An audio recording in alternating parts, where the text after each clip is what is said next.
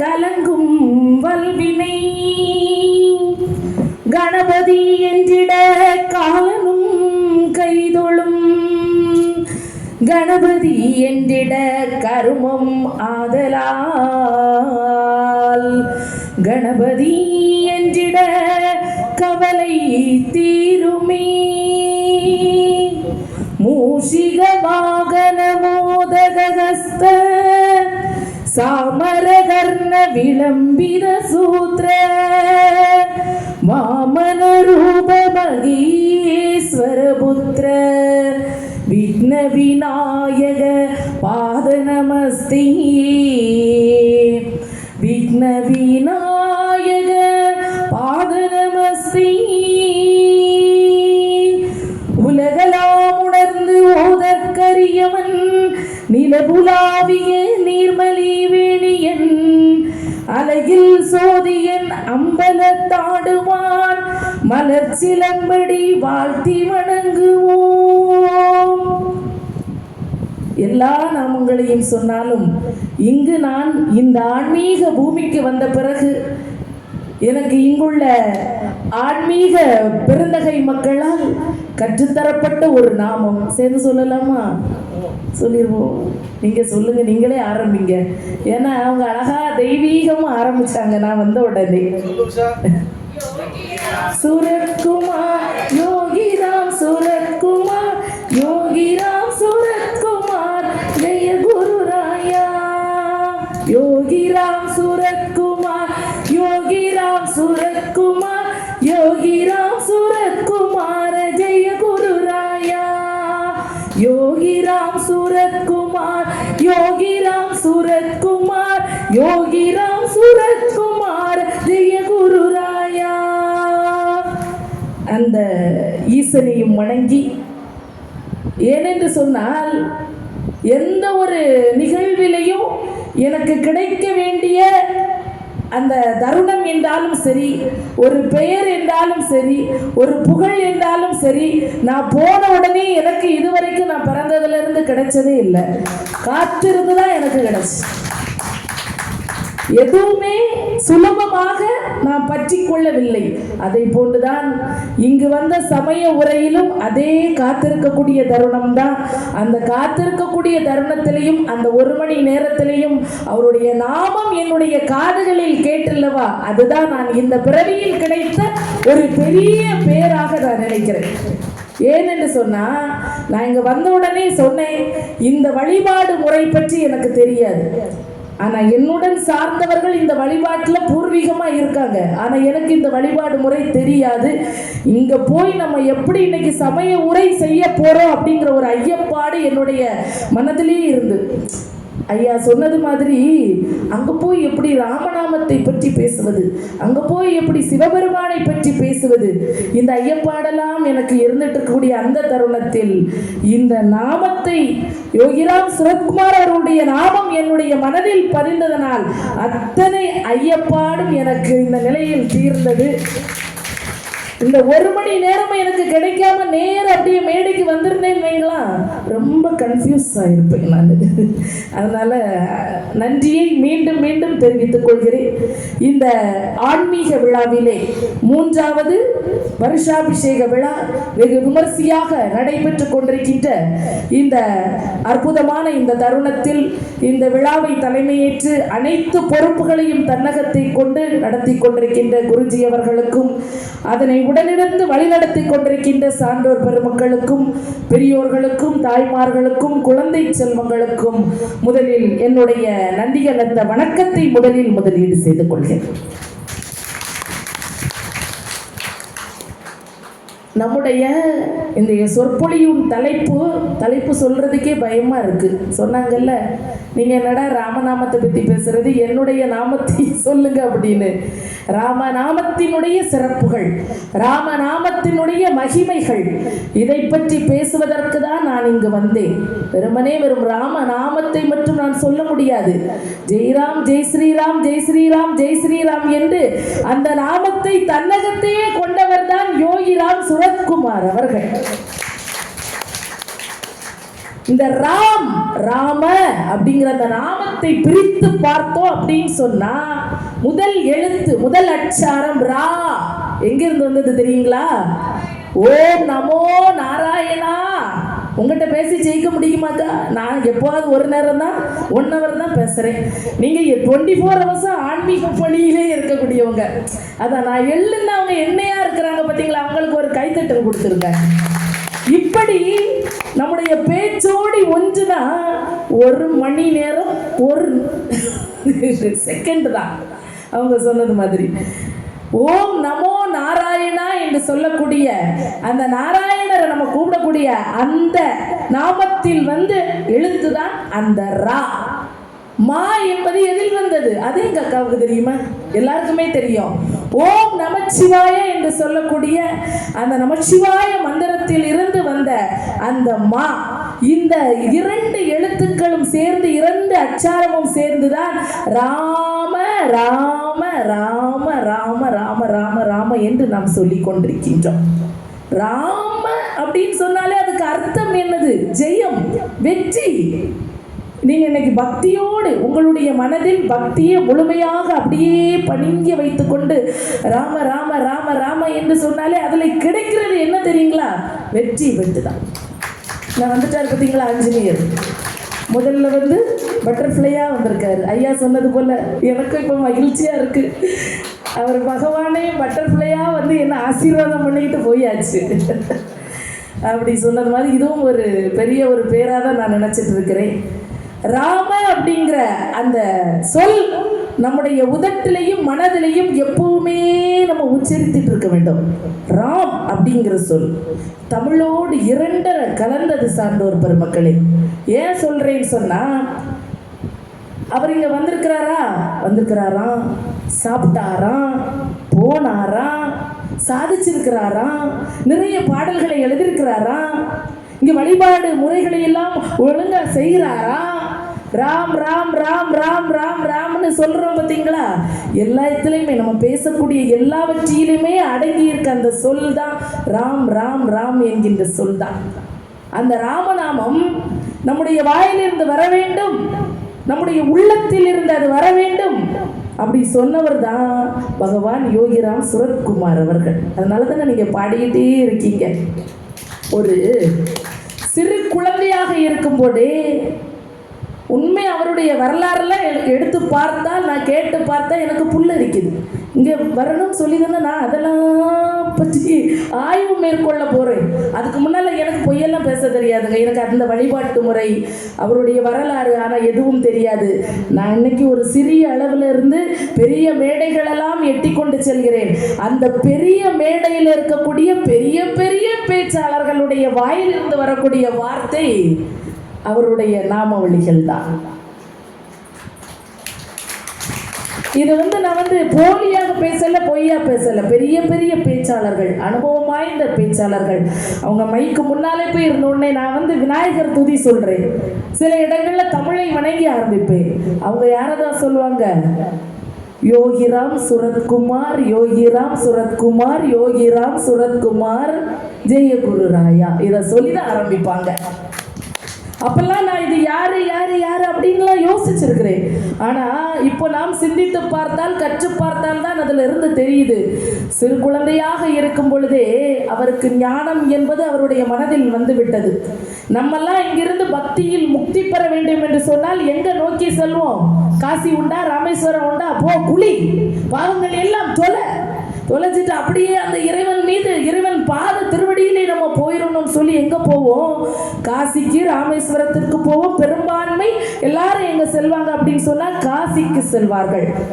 ஆனா அந்த காசியில் வாரணாசி பகுதியில் பிறந்த யோகிராம் சுரத்குமார் அவர்கள் அந்த பக்தியில் முக்தி பெற வேண்டி அவர் அடைந்த இடம் எந்த இடம் சொன்னா, நம்முடைய தமிழகத்தை சேர்ந்த திருவண்ணாமலை. இதுல இருந்து என்ன தெரியுதுன்னா, நாம் இருக்கக்கூடிய இடம் நமக்கு ஆலயம். ஆனா இது தெரியாம நம்ம ஐயா சொன்னது மாதிரி ஊரா அங்க கோயில் உண்டா, இங்க கோயில் உண்டா, அதை வழிபாடு பண்ணலாமா, இது வழிபாடு பண்ணலாமான்னு இருக்கிறோம். திருமூலர் அழகா சொல்வார், உள்ளம் பெருங்கோயில் ஊனுடம்பு ஆலயம் வள்ளல் பிறார்க்கு வாய் கோபுர வாசல் தெள்ள தெளிந்த சீவன் சிவலிங்கம் அப்படின்னு மிக அற்புதமா சொல்வார். நம்முடைய உள்ளம் நல்லா இருந்தா அங்க இறைவன் குடியிருப்பாருங்க. நம்முடைய இந்த வாயிலிருந்து வரக்கூடிய வார்த்தைகள் நன்மை பயக்கக்கூடிய வார்த்தைகளால் இருந்தால் அங்கே இறைவன் கூடியிருப்பார். நம்ம அது இல்லாம வெளியே போய் அவ்வளவு காசு கொடுத்துதான் அந்த இறைவனை சந்திக்க வேண்டும்னா அதெல்லாம் தேவை கிடையாது. சில இடங்கள்ல இருக்குது, சாமியை உள்ள பார்க்கணுமா முன்னாலேயே கேட்ட போட்டுருவாங்க. 200 ரூபாய் கொடுத்தா 1 மணி நேரத்தில் பார்க்கலாம். 500 ரூபாய் கொடுத்தா கொஞ்சம் அங்கே நின்று பார்க்கலாம். முதல்ல நமக்கு பில் தந்துருவாங்க. 1000 ரூபாய் கொடுத்தா அவர் சாமி கண்ணுக்கு தெரிவார். ஒரு 5000 ரூபாய் கொடுத்தா அப்படியே அந்த சாமி இருக்கக்கூடிய கருவறைக்கு முன்னால் அந்த நடையை தொட்டு வணங்கிடலாம். அப்போ நான் கேட்குறேன், 5 லட்சம் ரூபா கொடுத்தா சாமியை கலத்தி நம்ம கையிலே கொடுத்துருவாங்களா? கொடுத்துருவாங்க. அதுதான் இன்னைக்குள்ள காலம். அதை நானா பேசக்கூடாதுல்ல, அவங்க வாயிலிருந்து வரட்டுன்னு தான் நான் கேட்குறேன். 5 லட்சம் கொடுத்தா பேஷா வச்சுக்கோங்கோ, நல்லா சேவிச்சுட்டு எப்போ திருப்பி கொண்டு தரணுமோ அப்போவே தந்துக்கோங்கோ, நீங்களே கொண்டு போங்கோன்னு தந்துடுவாங்க. இதுதான் இன்றைய நிலை. ஆனால் நம்முடைய வழிபாடு நமக்கு சொல்லித்தரது என்னதுன்னா, நம்ம இருந்த இடத்திலே இருந்த அந்த நாமத்தை சொல்லுங்க. எந்த ஒரு சாமியும் என்ன நீ காசு கொடுத்துதான் நீ கும்பிடணும்னு சொல்லி தரலங்க. எந்த சாமியும் சொல்லி தரல. இப்போ நமக்கு சமீபத்தில் திருச்செந்தூர்ல ஒரு பெரிய கும்பாபிஷேகம் குடமுழக்கு விழா நடந்து, என்ன ஒரு கூட்டம்! அது வேணும் இது வேணும் ஆனை வேணும் பூனை வேணும்னு கேட்க போனவங்கெல்லாம் அந்த தருணம் வந்த பிறகு கையை மேலே தூக்கி என்ன சொன்னோம்? கந்தனுக்கு அரோகரா, வெற்றிவேல் முருகனுக்கு அரோகரா, வீரவேல் முருகனுக்கு அரோகரா. அவர் எங்கேயாவது என்ன காசு கொடுத்து பார்க்க வாங்கடான்னு முருகர் சொல்லியிருக்காரா? இல்லை. அவர் என்ன சொல்லியிருக்காரு அப்படின்னு சொன்னா, பிரம்மன் நம்முடைய தலையில் விதித்த தலையெழுத்தையே மாற்றக்கூடிய மகிமை நம்முடைய நாவில் இருந்து வரக்கூடிய நாமங்களுக்கு உண்டு. செயல்பட்டழிந்ததாம் செந்தூர் வயல் பொழில் தீம் கடம்பின் மால் பட்டழிந்ததாம் பூங்கொடியார் மனம் மாமையிலோன் வேல்பட்டழிந்ததாம் வேலையும் சூரனும் வெற்பும் அவன் தாழ் வெட்டழிந்ததாம் இங்கு என் தலைமேல் அயன் கையெழுத்தே. அருணகிரிநாதர் முருகருக்கு இதாட்டு பாடினது. நம்முடைய பகவானுடைய திருப்பாதம் நம்முடைய நினைவுகளிலேயோ நம்முடைய உள்ளங்களிலேயோ பதிந்தால் நம்ம இதே யோகிராம் சுரத்குமார் அவர்களுடைய அந்த விக்கிரகம் இருக்கக்கூடிய இடத்துலையும் பாத பூஜை பண்றதுக்கு எல்லாம் இருக்குது. அங்க போய் அந்த பாதத்தை தொட்டுட்டோம்னு சொன்னா பிரம்மன் நம்ம தலையில் எழுதியிருக்காருல தலையெழுத்து, அந்த தலையெழுத்தையே மாற்றி அமைக்கக்கூடிய அந்த வலிமை எதற்கு உண்டா என்று சொன்னால் நம்முடைய வாயில் இருந்து வரக்கூடிய அந்த ராம நாமத்திற்கு உண்டுங்க. ஆஞ்சநேயர் ராமன் மீது மிகுந்த பக்தி. ராமர்னா சுருக்கமா சொல்ல போனா ஆஞ்சநேயருக்கு உசுறு, அப்படித்தானே? நம்ம அவருடைய படம் வழிபாட்டிலே நீங்க பார்த்தா தெரியும். அவர் அப்படி இதயத்தையே நெஞ்சையே பிளந்து காட்டுவார். அங்க யார் இருப்பா? ராமர் இருப்பார்ல. ஆனா இன்னைக்கு அப்படி இருக்காங்களா எல்லாரும்? முடியாது. என்னுடைய இதயத்தை ஞான கண்ணால் பார்த்தால் யார் இருப்பாங்க தெரியுமா? என்னுடைய கணவர் இருப்பார். அவரோட பேரை கூட நினைக்க சொல்ல முடியாத சூழ்நிலையில் இருக்கிறேன் சுவாமிஜி அவர்களே. ஏன்னா அது உங்க பேராகும், சரிதானே? இல்லைன்னா இப்ப அப்படி அசால்ட்டா சொல்லிடுவேன், என்னுடைய கணவர் பெயர் இதுதான் அப்படின்னு. உங்களுடைய பெயரை தாங்கியது. அதே மாதிரி யார் இருக்காங்க அப்படின்னு சொன்னா, இது என்ன பக்தினா இல்லற பக்தி இருக்கணும். இது இருந்தா நம்முடைய இறைவன் மீது பக்தி தானா வந்துடும். அதே மாதிரி தான் அந்த நம்முடைய ஆஞ்சநேயருடைய இதயத்தில் யார் இருக்கிறார் என்று சொன்னால் அந்த ராமபிரான் இருக்கிறார். ராமபிரான், சீதா பிராட்டி, ஆஞ்சநேயர் 3 பேரும் ஒரு இடத்துல இருக்கிறாங்க. இருக்கக்கூடிய நேரத்தில் அந்த ராமனுடைய பார்வை யாருக்கு மேல இருக்கணும்? அக்கா, ஒரு நல்ல மனைவியா நீங்க சொல்லணும், சரியா? யாருடைய பேர்ல இருக்கணும்? ராமனுடைய பார்வை சீதா மேல இருக்கணும். இதுதானே நம்முடைய நியதி, இதுதானே நம்முடைய பண்பாடு. ஆனா அந்த ராமர் யாரை பார்த்துட்டு இருந்திருக்காரு தெரியுமா? ஆஞ்சநேயரை போய் பார்த்துட்டு இருந்திருக்காரு. கேட்கும் போதே எப்படி இருக்கு பார்த்தீங்களா? ஒரு ஆஞ்சநேயர் மேல அவருடைய பார்வை இருக்கு. ஆனால் அந்த மனைவி காட்டுக்கு போனாலும் நான் தான் வருவேன். இது காடு சுடுன்னு சொன்னப்போ கூட அந்த அம்மா என்ன சொல்லிச்சு? நீ பிரிவினும் சுடுமோ பெருங்காடு. நீங்களாம் அப்படி போவீங்களா? நான்லாம் போயிடுவேன், எங்கே போனாலும் பின்னாலே போயிடுவேன். ஏன்னா நான் ராமாயணத்தை பின்பற்றி வாழக்கூடிய பொண்ணு. ஆமா, வான்மதி அப்படிதான். நீ பெருவினும் சுடுமோ பெருங்காடுன்னு போனாங்கல்ல, எவ்வளவு கஷ்டத்தை அனுபவிச்சாங்க. அப்படிப்பட்ட ஒரு மனைவி அதுல இருக்க போதும் அவர் யாரை பார்த்துட்டு இருக்கிறாரு? ஆஞ்சநேயரை பார்த்துட்டு இருக்காரு. உடனே இந்த சீதா அம்மாவுக்கு கோவம் வருது. நான் பக்கத்துல இருக்கிறேன், ராமா ராமா ராமா ராமா, ராமனை விட்டா எனக்கு எதுவுமே இல்லை, எந்த கதியும் இல்லைன்னு, எந்த சூழ்நிலையிலையும் உண்மை மட்டுமே யோசித்து நான் வாழ்ந்து கொண்டிருக்கிறேன். உன்னுடைய நாமங்களை தான் நானும் சொல்லிக் கொண்டிருக்கிறேன். என்னுடைய மீது உங்களுடைய பார்வைப்படாது சுவாமி. ஏன் அந்த ஆஞ்சநேயரையே பார்த்து கொண்டிருக்கீங்க? அவர் என்ன அவ்வளோ பெரிய அழகாட்டா இருக்கிறாரு கேட்காங்க இவங்க. ஆஞ்சநேயரே பார்த்துக்கிட்டு இருக்கீங்க அப்படின்னு கேட்ட உடனே ராமர் என்ன சொன்னாரான்னா, ராமனுடைய வாயிலிருந்து வரக்கூடிய வார்த்தை என்ன? ஜெய் ஸ்ரீராம். ராமனுடைய மனதில் இருப்பது யார்? ராமர். அவருடைய மூச்சுக்காட்டு கூட என்ன சொல்லுமா? ராம நாமத்தையே தான் சொல்லுமா. உடனே இந்த அம்மா சொல்றாங்க, நான் என்ன குறைஞ்சவளா? என்னை எந்த தருணத்திலையும் கொண்டு போனாலும் நானும் ராமா ராமா ராமா ராமான்னு தானே சொல்றேன் அப்படின்னு. உடனே அனுமனுடைய தலையிலிருந்து ஒரு முடியை எடுத்து அப்படி போட்டாங்களாம். அந்த முடியும் ராமா அப்படின்னு சொல்லிச்சாங்க. பார்த்தீங்களா? இதுதான் ராம நாமத்தினுடைய மகிமை.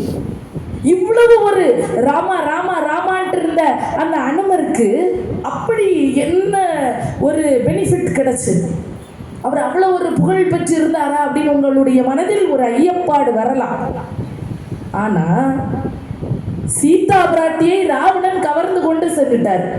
அங்க போய் போரிட்டு அவங்கள மீட்டு கொண்டு வரணும்.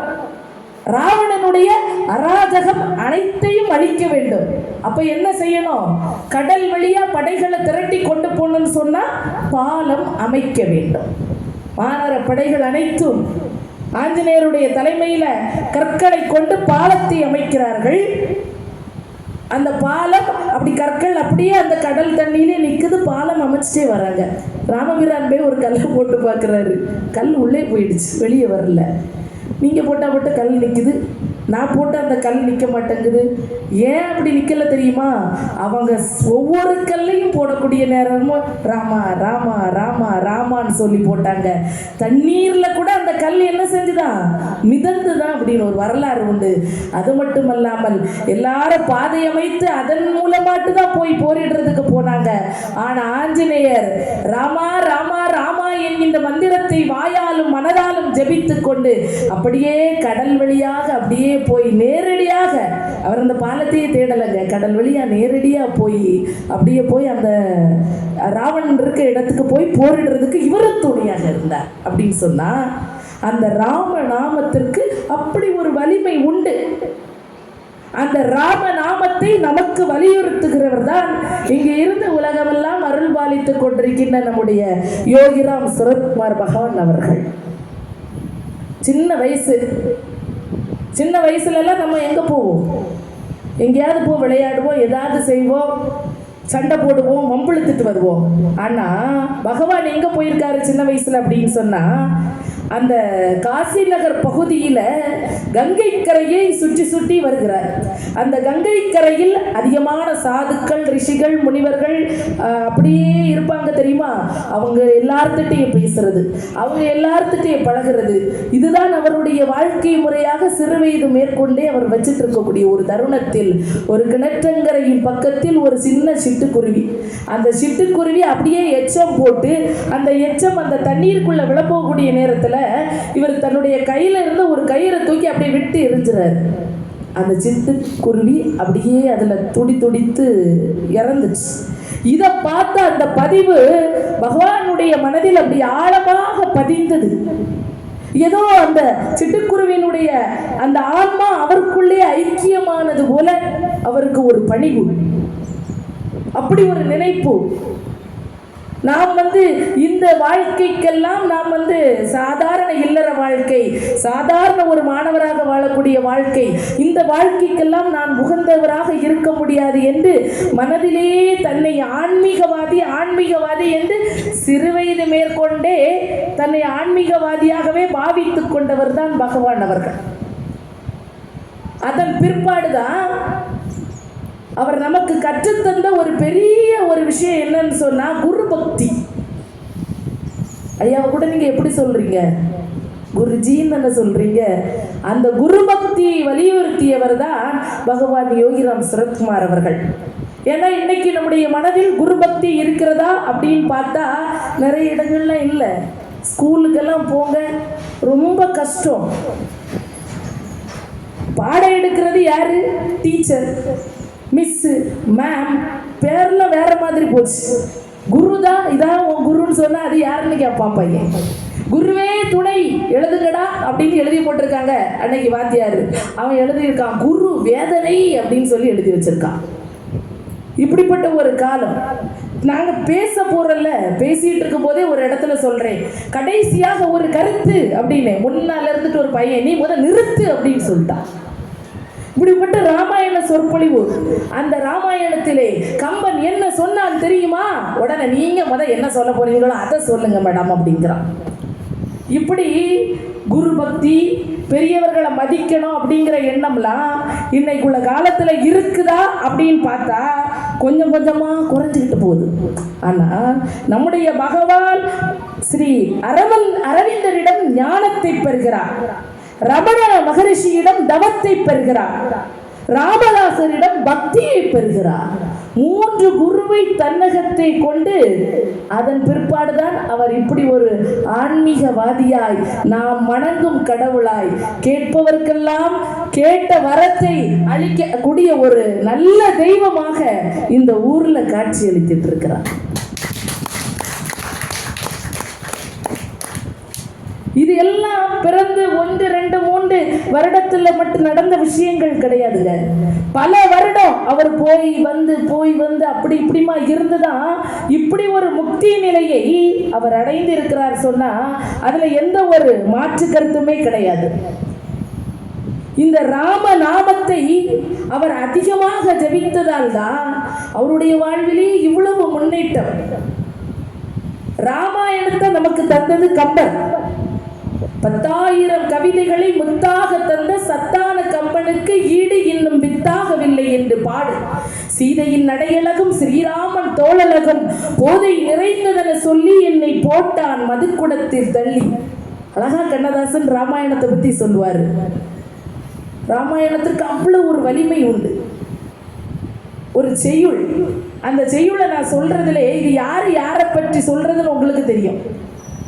வெய்யோன் ஒளி தன்மேனியில் விரிசோதியில் மறைய பொய்யோ என்னும் இடையாளோடும் இளையானோடும் நடந்தான் மையோ மரகதமோ மறிகடலோ மலை முகிலோ ஐயோ இவன் அழகென்பதோர் அழியா அழகுடையான். யாருங்க அது? ராமன் தானே.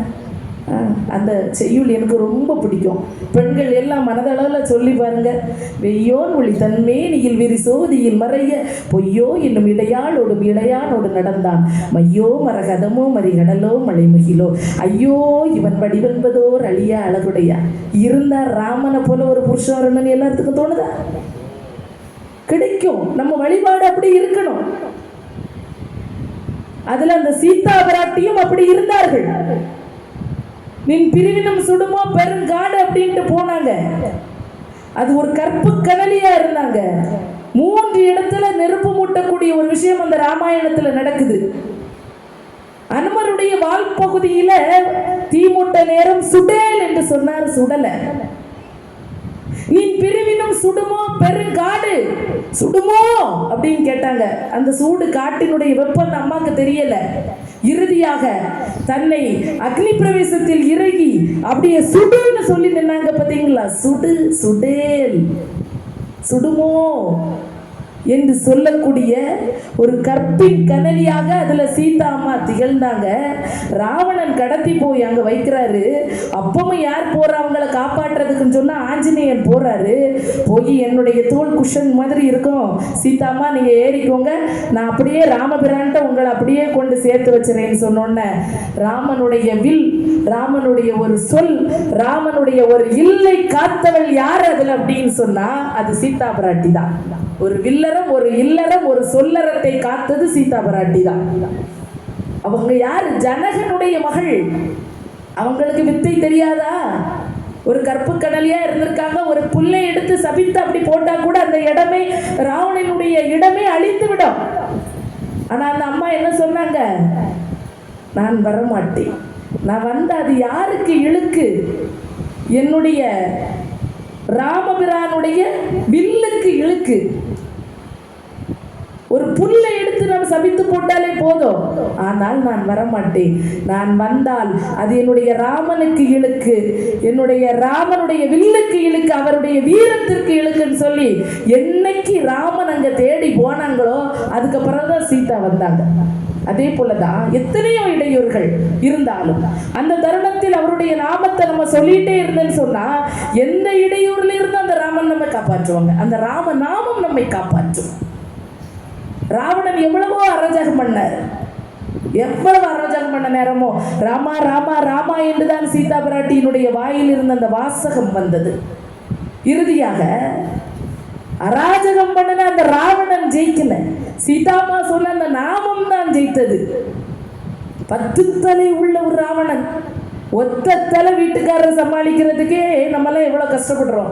10 தலை உள்ள ராவணனை சமாளிக்கிறதுக்கு அந்த மண்டோதரி எவ்வளவு கஷ்டப்பட்டிருப்பாங்க. அவ்வளவு அராஜகம் பண்ணினாரு. அப்படிப்பட்ட ராவணனுடைய வீரம், செருக்கு எல்லாத்தையும் அழித்தவர் ராமபரா. அப்படியே ஓடி போய் அந்த சீதா பிராட்டியினுடைய காலில் போய் விழுந்தாருங்க. தோற்பித்தீர், மதிக்கு மேனி சுடுவித்தீர், தென்றல் தூர ஆர்ப்பித்தீர், பகைவர் அச்சம் தீர்ப்பித்தீர், இன்னும் என்ன செய்வித்தீர், தீர் தீரமான கும்பிட்டு விழவச்ச நாமம் அந்த ராமன். ஒன்னு சீதாமா என்ன லேஸ்பட்டவங்களா? நம்முடைய பாரதம் பெண்மையை போற்றக்கூடிய ஒரு பாரதம். அவங்க என்ன சொன்னாங்க தெரியுமா? அவங்க சொன்னாங்க, நான் எப்படியப்பா நான் இது பண்ண முடியும், ஏன்னா நீ எனக்கு அவ்வளவு கொடுமை பண்ணியிருக்கிற, பழி இது பாவம் இது என்பதை புகழ்ந்திலே, பகரத்தக்க மொழி இவை இலை என்பதை கேட்கிலே, கிளிக்கிளை நெஞ்சம் மஞ்ச காலம் இதுகாலம் நான் அழிகிறேன், நீ செஞ்ச பாவத்தை நீ அனுபவிச்சுதான்டா ஆகணும் அப்படின்னு சொன்னாங்க. அதுதான் அவருடைய இறப்பு. ஒரு அம்மா எவ்வளவுதான் பொறுப்பாங்க. இவ்வளவுக்கு ஒரு சாதாரண பெண்மணியே வீரமாக கொண்டு வந்தது கூடிய இந்த நாமம் தான், அந்த ராம நாமம் தாங்க. அதனாலதான் கோயிலெல்லாம் நீங்க திருவிளக்கு பூஜை நடத்துவீங்க. இங்கேயும் திருவிளக்கு பூஜை போன விசேஷத்தோட நடத்தினதாட்டு நான் கேள்விப்பட்டு என்னையும் கூப்பிட்டு இருந்தாங்க, வர முடியல, அதனாலதான் வரல.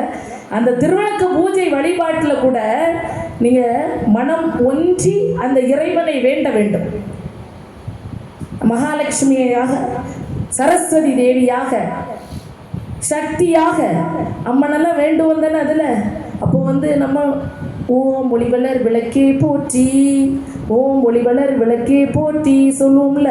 பொன்னும்மை பொருளும் தருவாய் போற்றி, போகமும் திருவும் புணர்ப்பாய் போற்றி, முற்றறிவு ஒளியாய் மெளிர்ந்தாய் போற்றி, மூ உலகம் நிறைந்தாய் போற்றி, வரம்பில் இன்பமாய். இந்த போற்றியை மட்டும் சும்மா சொல்லிட்டு ஓம் பொன்னும்மை பொருளும் தருவாய் போற்றி. எங்கள் அக்காவில் நானும் சேர்ந்தா என்ன நடக்கும் தெரியுமில்ல?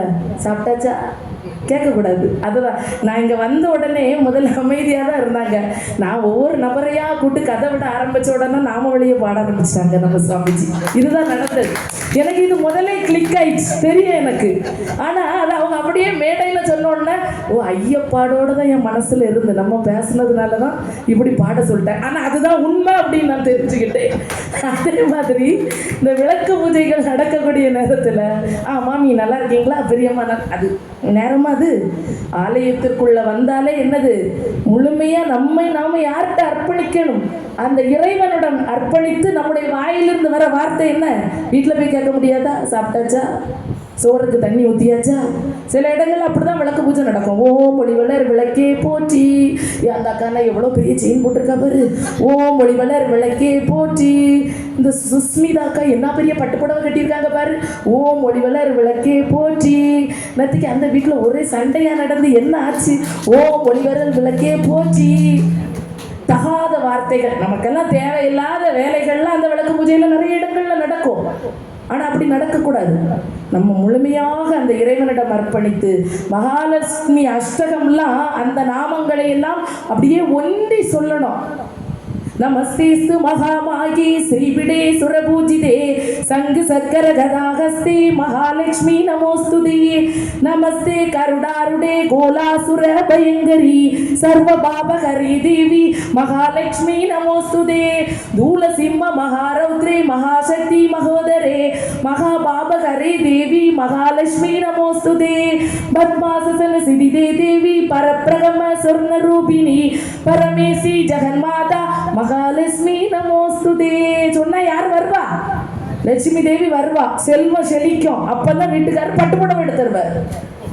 சும்மா இருந்துகிட்டு நமஸ்தே விழுந்து விழுந்து கும்பிட்டா போதாது. நாமங்களை நம்முடைய வாயால் உச்சரிக்கின்ற பொழுது அது உள்ளத்தில் இருந்து அதனுடைய வெளிப்பாடு வர வேண்டும்.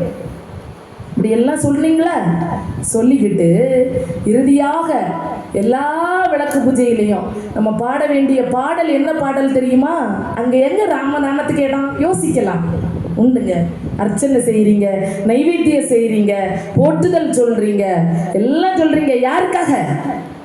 எந்த கரை தன்னில் இருந்தாலும் அவர் எந்த நிலை தன்னில் இருந்தாலும் சந்திரர் சூரியர் உள்ளவரை என் தலைவனை காப்பாய் சிவசக்தி.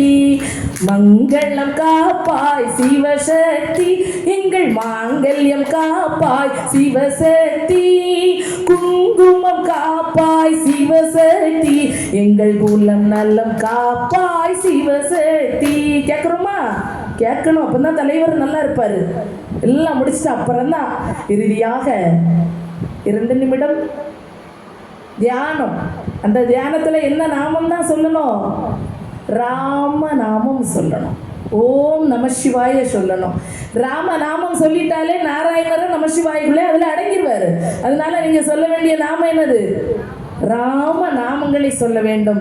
நம்முடைய பகவானுடைய நாமங்களை இந்த ஆலயத்தில் நீங்க சொல்லுங்க.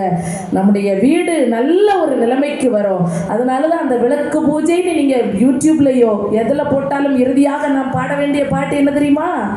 ராமன் பிறந்தது நவமியிலே நட்ட நடுப்பகல் வேளையிலே கண்ணன் பிறந்தது அஷ்டமியில் காரிருள் நடுநிசி வேளையிலே.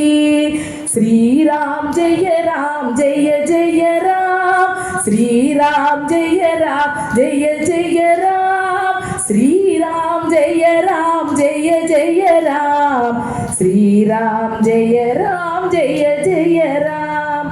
ராமன் பிறந்தது அரண்மனையில் நன்றாய் பார்த்தனர் மக்கள் எல்லாம். கண்ணன் பிறந்தது கடுஞ்சிறையில் கண்டவர் தாயும் தந்தையுமே. ஸ்ரீராம் ஜெய ராம் ஜெய ஜெய ராம் ஸ்ரீராம் ஜெய ராம் ஜெய ஜெய ராம் ஸ்ரீராம் ஜெய ராம் ஜெய ஜெய ராம் ஸ்ரீராம் ஜெய ராம் ஜெய ஜெய ராம். சூரிய கோலத்தில் ராமனுமே தோன்றினன் பெருமை சேர்த்திடவே சந்திர கோலத்தில் கண்ணனுமே வளர்ந்தனன் பெருமை தந்திடவே. ஸ்ரீராம் ஜெய ராம் பரவாயில்லையே. ஸ்ரீராம் ஜெய ராம் ஜெய ஜெய ராம் ஸ்ரீராம் ஜெய ராம் ஜெய ஜெய ராம். மனிதர் போல யூலகில் வாழ்ந்து காட்டினன் ராமனுமே மாயாஜாலம் பல புரிந்து வாழ்ந்தன நீல கண்ணனுமே. ஸ்ரீராம் ஜெய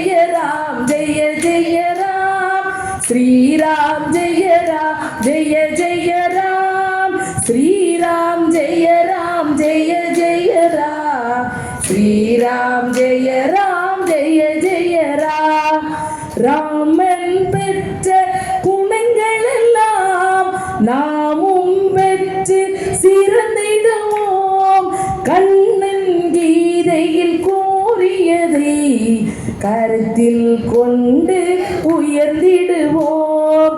ஸ்ரீராம் ஜெய ராம் ஜெய ஜெய ராம், ஸ்ரீராம் ஜெய ராம் ஜெய ஜெய ராம், ஸ்ரீராம் ஜெய ராம் ஜெய ஜெய ராம், ஸ்ரீராம் ஜெய ராம் ஜெய ஜெய ராம், ஸ்ரீராம் ஜெய ராம் ஜெய ஜெய ராம், ஸ்ரீராம் ஜெய ராம் ஜெய ஜெய ராம், ஸ்ரீராம் ஜெய ராம் ஜெய ஜெய ராம், ஸ்ரீராம் ஜெய ராம் ஜெய ஜெய ராம்.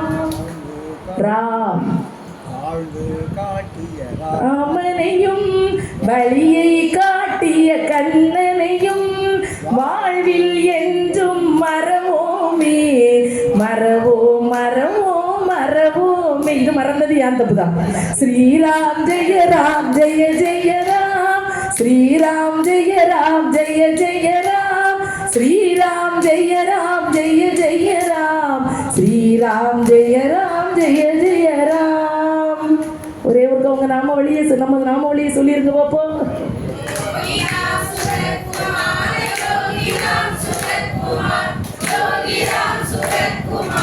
ஜெய குருநாதா. எவ்வளவு அழகா இருக்கு தெரியுமா கேட்கறதுக்கே. நான் பேசுறதெல்லாம் ஒரு பேச்சாக்கா, பேசாம இருக்கலாம், அந்த பாடுறதை கேட்டுட்டே இருக்கலாம், அப்படி ஒரு இனிமையா இருந்துகிட்டே இருக்கு. ஆனா உண்மையா நல்ல ஒரு அருள் உள்ள ஒரு ஆலயம்.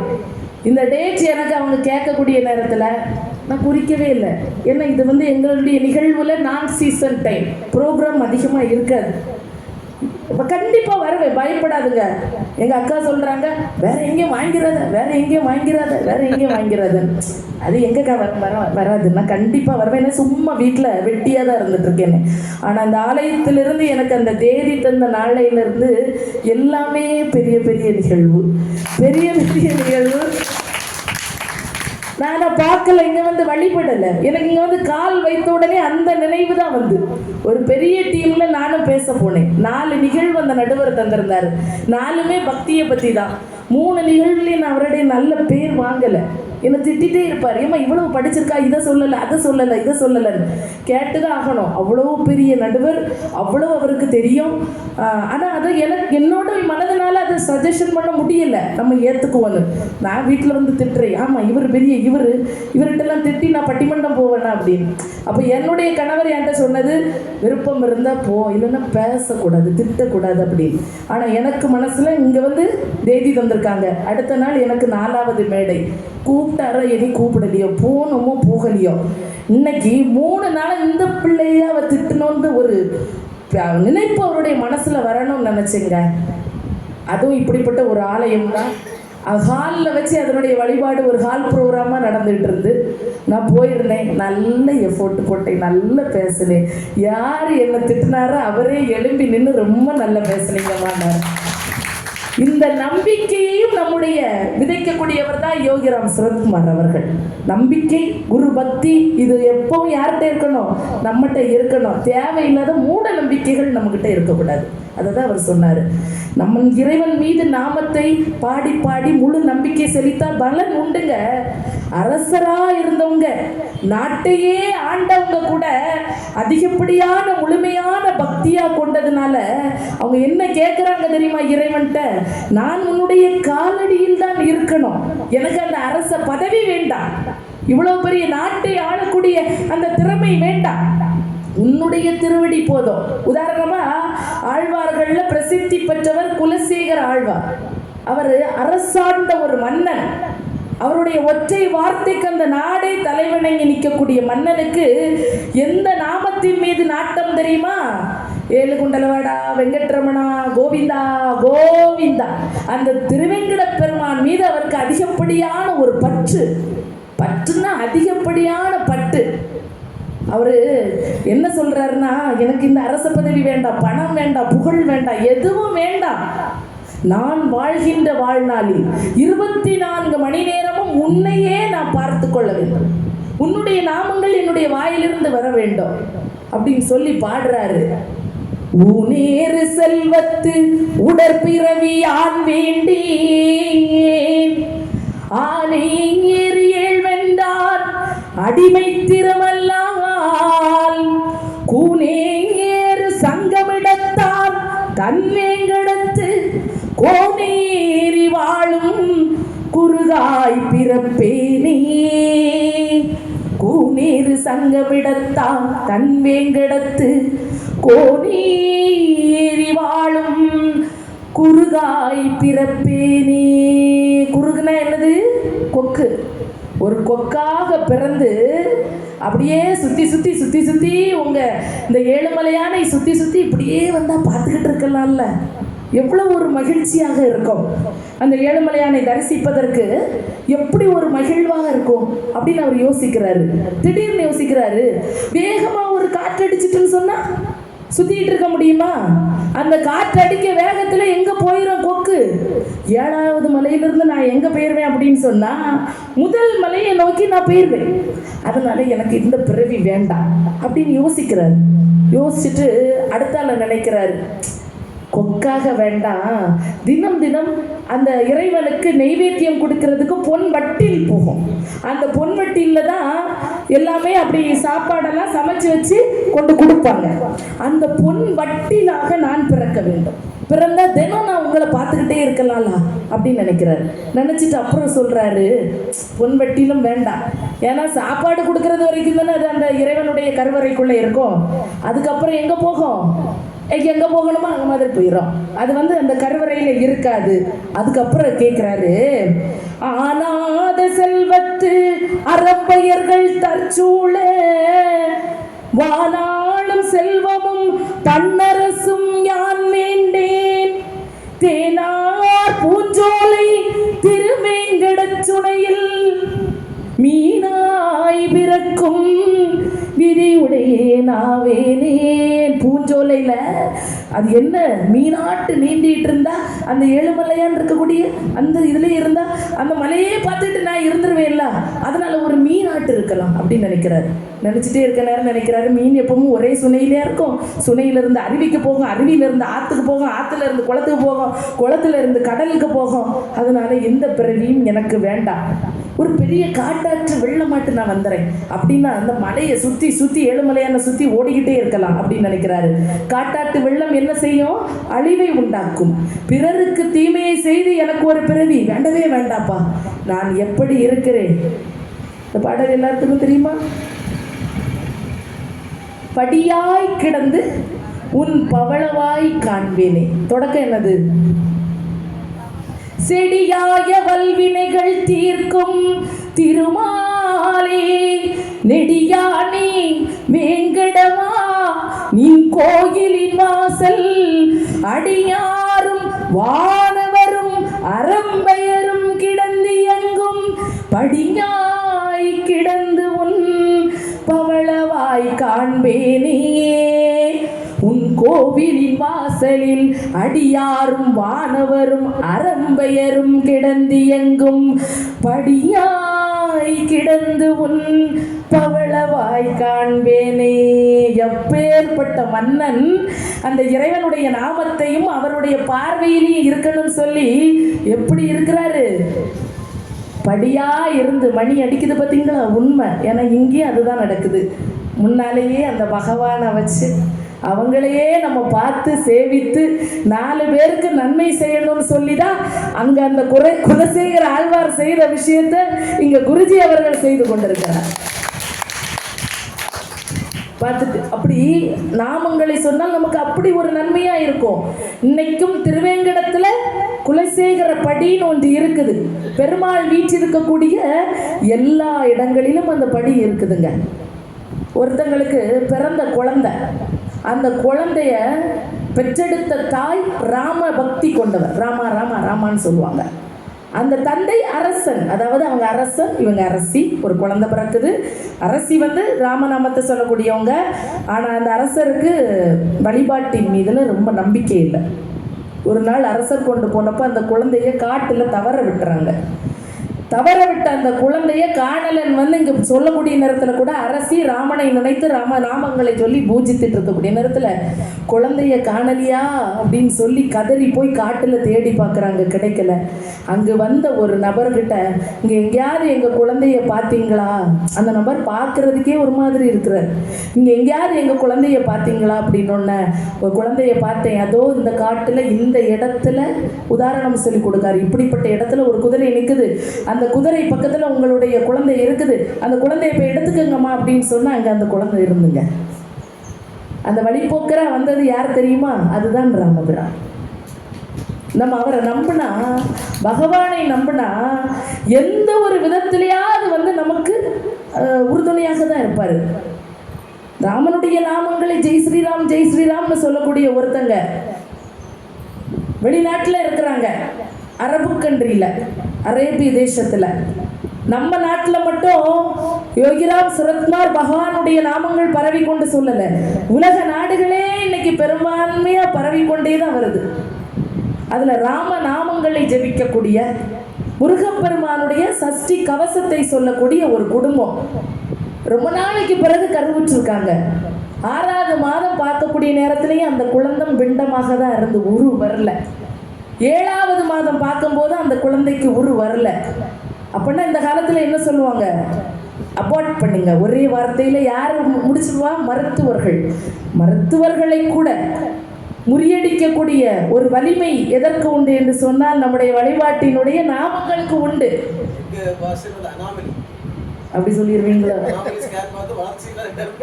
அப்படி பண்ணிடுவீங்க. ஆனா இந்த நாமங்களை சொல்லி சொல்லி அனாமலி ஸ்கேன் பார்ப்பாங்க, அதுல தானே முழு வளர்ச்சியும் தெரியும். கை எவ்வளவு இருக்கு, கால் எவ்வளவு இருக்கு. நாமங்களை உச்சரித்து உச்சரித்து உச்சரித்து கொண்டிருந்த அந்த பெண்மணிக்கு குழந்தை எந்த ஒரு குறைபாடும் இல்லாமல் பிறந்ததாக பதிவு செய்திருக்காங்க. சென்னையில் ஒரு கூட்டத்தில் அந்த பொண்ணு வந்து நேரடியாக கொடுத்த ஒரு, ஏன்னா ஒருக்கா சொல்லுவாங்களாம் இதய துடிப்பு இல்லைன்னு, ஒருக்கா சொல்லுவாங்களாம் வளர்ச்சி இல்லைன்னு சொல்லி, எந்த ஒரு குறையும் இல்லாமல் நான் இன்னைக்கு இந்த குழந்தையை பெற்றெடுத்திருக்கேன் அப்படின்னு சொன்னா என்னுடைய நாவிலிருந்து வந்த நாமங்களும் நான் அந்த பகவான் மீது கொண்டு பக்தியும் அப்படின்னு சொல்லுவாங்க. அதை ஒரு வாசகம் உண்டு, சஷ்டியில் இருந்தால் அகப்பையில் வரும் அப்படின்னு ஒரு வாசகம் உண்டு. அகப்பை அப்படின்னு சொல்லது ஆப்பை இல்லை, அதை நம்ம ஊர்ல எப்படி சொல்லிடுவோம்? சட்டியில இருந்தால் ஆப்பையில் வரணும் ஒரே வார்த்தையில சொல்லுவோம். சஷ்டியில் இருந்தால் அகப்பை ஆகிய கருப்பையில் நமக்கு குழந்தை வரம் உண்டு. இந்த ஆலயத்திலையும் தேடி எத்தனையோ பேர் குழந்தை வரத்திற்காக வராங்க. நிச்சயமாக நம்முடைய நம்பிக்கை என்பது என்னைக்குமே போலியாகாது. சான்றோர் பெருமக்களே, நிச்சயமாக பகவான் மீது நம்பிக்கை வைத்து அவருடைய நாமங்களை சொன்னால் நிச்சயமாக நமக்கு உண்டு, குழந்தை வரம் உண்டு. ஏன்னு சொன்னா இதெல்லாம் நாங்கெல்லாம் பாடுபட்ட ஆள், அப்படிதானே? என்னுடைய உறவுகள் எல்லாம் இங்கே இருக்கு, எல்லாத்துக்கும் தெரியும். 3 வருஷம் 4 வருஷமா நாங்கெல்லாம் குழந்தைகள்லாம் இல்லாமல் பாடுபட்ட ஆட்கள் தான். கோயிலாக போனோம். ஆனால் ஐயா சொன்னது போல எந்த மூட நம்பிக்கைன்னு இறங்கலை. நான் இறங்கவே இல்லை. சொல்லுவாங்க இதை செஞ்சால் அப்படி ஆகுமோ, அதை செஞ்சால் இப்படி ஆகுமோ, இது அப்படி ஆகுமா இப்படி ஆகுமா. அதெல்லாம் ஒன்றும் கிடையாது. எல்லா இறைவனுடைய நாம வழிகளை புத்தக வடிவில் வச்சு 24 மணி நேரமும் நான் படிச்சுக்கிட்டே இருப்பேன். என்னுடைய வேலைகள் போக மீதி உள்ள நேரங்கள்லாம் நான் அப்படி படிச்சுட்டே இருந்தேன். அதற்கு பலன் கிடைத்தது. அதை போன்றுதான் இந்த ஆலயத்தை நாடி வரக்கூடியவர்களுக்கும் நிச்சயமாட்டு பலன் உண்டு. அதனாலதான் இறைவன் தூணிலும் இருப்பார் துரும்பிலும் இருப்பார் அப்படிங்கிறத நரசிம்ம அவதாரம் நமக்கு எடுத்துரைத்தது அல்லவா? இந்த தூண்ல உன்னுடைய இறைவன் இருப்பாரா அப்படின்னு கேட்ட உடனே ஆமா நான் வணங்கக்கூடியவர் இந்த தூண்ல இருக்கிறார் அப்படின்னு சொன்ன உடனே அந்த தூணை அடித்து உடைத்தவுடன் அதுல இருந்து யார் வந்தா? ஓம் நமோ நாராயணா என்கின்ற மந்திரத்திற்கு உரிமைப்பட்டவர் அதுல இருந்து வந்தார்லாங்க. அதே மாதிரிதான் நம்ம ராமநாமங்களையும் சொல்லி கொண்டிருந்தாலும் பிற நாமங்களையும் சொல்லி கொண்டிருந்தாலும் அதனுடைய பலன் கிடைக்கும். ராமா ராமா ராமான்னு 3 நேரம் சொன்னோன்னு வைங்கலாம், அது எத்தனை நேரம் சொல்றதுக்கு சமம் தெரியுமா? 1000 நேரம் சொல்றதுக்கு சமம். உண்மையா? ராமா அப்படிங்கிற அந்த எழுத்து ரானா 2 எண்ணிக்கை, மா என்றால் 5 எண்ணிக்கை. 2 × 5 எவ்வளவு? 10. அடுத்தால ராமாக்கு எவ்வளவு வருது? 2 × 5 எவ்வளவு? 10. 10 10 எவ்வளவு ஆகும்? 100. அதுக்கப்புறம் ஒரு 3வது ஒரு ராமா சொன்னல, அந்த ராமாவுக்கு 10 வலிமை உண்டுல்ல. இந்த 100 × 10 என்ன? 1000. அப்ப நம்ம என்ன சொல்லணும்? ராமா ராமா ராமா, முடிச்சு. அப்படி நினைக்க கூடாது. நிறைய பேர் இதெல்லாம் நாங்கள் சொற்பொழிவுல சொன்ன உடனே மற்ற நேரம்லாம் நம்ம டிவி பார்த்துக்கிட்டு ஒரு நாளைக்கு 3 நேரம் ராமா ராமா ராமா சொன்னா முடிஞ்சுனா முடியுமா? முடியாது. அது எதற்காக அந்த நம்ம சொல்றோம்னா, நமக்கு முடியாத வேலைப்படு, ஏதோ முடியாத ஒரு சூழ்நிலை. அன்னைக்கு ராமநாமத்தை நம்மளால சொல்ல முடியல அப்படின்னு சொன்னா ஒரு 3 நேரம் இறைவனை நினைத்து சொன்னா அந்த 1000 நேரத்துக்கு சொன்ன சமமாயிரும். இப்போ நல்ல உடம்புக்கு சரியில்லாம ஒருத்தர் யார்கிட்ட போறாரு அப்படின்னு சொன்னா, மருத்துவர்கிட்ட ஒருத்தர் போறாரு. மருத்துவர்கிட்ட போனோன்னா மருத்துவர் கேட்கிறாரு, மருத்துவர்னா யாருன்னு தெரியுங்களா? இந்த காலத்துல தமிழ்ல பேசினா நிறைய பேருக்கு புரியாது. மருத்துவர்னா டாக்டர். ஆமா, அதுதான் சுத்த தமிழ். டாக்டர்கிட்ட போகணும். டாக்டர்கிட்ட போயிருந்தோம்னா டாக்டர் என்ன கேட்பாங்க? உனக்கு கை வலிக்குதாயா? ஆமாம் வலிக்குது. ஐயா உங்களுக்கு கால் வலிக்குதா? வலிக்குது. வயிறு வலிக்குதா? வலிக்குது. தலை வலிக்குது? வலிக்குது. உடம்பெல்லாம் வலிக்குதா? வலிக்குது. அப்படியா? சரி, நேற்றுக்கு எத்தனை நேரம் சாப்பிட்டீங்க? 4 நேரம் சாப்பிட்டேன். அதுக்கு முந்தின நாள் 5 நேரம் சாப்பிட்டேன். அதுக்கு முந்தின நாள் 3 நேரம் தாயா சாப்பிட்டேன். சரி, நீங்கள் சாப்பாடுலாம் பரவாயில்ல, அந்தந்த நேரத்துக்கு சாப்பிட்ருக்கீங்க. தினம் ஒரு நேரம் நீங்கள் வெளியே போகிறீங்களா? உங்களுடைய கழிவுகளை அகற்றி நீங்கள் வெளியே போகிறீங்களா அப்படின்னு கேட்குறாரு. அதை போய் 4 நாள் ஆயிடுச்சு டாக்டர் அப்படிங்கிறார். அப்போது அவர் என்ன சொன்னாருன்னா, 4 நாள் எந்த ஒரு கழிவையும் வெளியே அகட்டாமல் குப்பை மாதிரி போட்டுக்கிட்டே இருந்தா அது என்ன செய்யும்? எல்லா நோயும் வரதான் செய்யும். அதே போல் நம்ம போகிறோன்னு வைங்களா, இது இவ்வளோ சொன்னால் போதும், இது இவ்வளோ சொன்னால் போதும்னு 3 நேரம் சொல்லிக்கிட்டு வேற எதையுமே பார்க்காம இருந்தால் என்னதான் நடக்கும்? அந்த நாமத்தினுடைய பலம் யாருக்கு கிடைக்காது? நமக்கு கிடைக்காது. இந்த ராமரால் சாப விமோச்சனம் பெற்ற ஒரு ஆள் யாருன்னு சொன்னா அகலிகை. அகலிகை எதிலிருந்து பிறந்தவர்கள்? பார்க்கடல்ல அமிர்தம் கிடைக்கின்ற பொழுது பிறந்த பெண். அப்படி ஒரு அழகா, கிட்டத்தட்ட எனக்கு என்ன போல இருப்பாங்களா இருக்குமோ? அவங்க ஐயா குருஜி சொல்லியாச்சு, ஏமா உனக்கு அழகுன்னா என்னன்னு தெரியுமாமா? நமக்கு நாம் அழகு, அவ்வளவுதான் அழகு. நான் ஒரு இடத்துல சொன்னேன், இது என் பையன்கிட்ட சொன்னேன், நான் அழகா இருக்கேன்லாடா அப்படின்னேன். அழகு அல்லம்மா, நீ அகலமா இருக்கான்ட்டா. உண்மையாவே இது நடந்த விஷயம். எனக்கெல்லாம் சத்துரை அங்கேயுமே இல்லை, வீட்டுக்குள்ளே இருக்காங்க எனக்கெல்லாம். அதே போல அந்த அகலிகை என்ன செய்யறாங்க? பிறக்கிறாங்க. பிறக்கிற நேரத்தில் அந்த அகலிகை மிகுந்த ஒரு அழகு. அகலியை பார்த்த உடனே இந்திரனுக்கு கூட திருமணம் பண்ணணும்னு ஆசை வருதான்.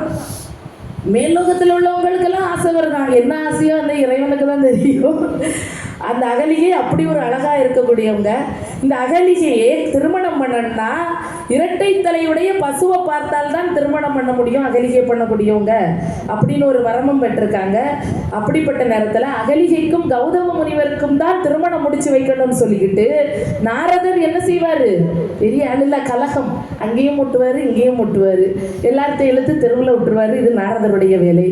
அவர் என்ன செஞ்சார் அப்படின்னு சொன்னால், கன்று ஒரு மாடுக்கு சினையாகக்கூடிய ஒரு இதை கொடுத்து கன்று ஈன்றக்கூடிய அந்த மாட்டுக்கு முன்னால கௌதம முனிவரை கொண்டு விடுறாரு. இரட்டை தலையுடன் அப்படியே அந்த கன்று அப்படி பிறக்கிறது.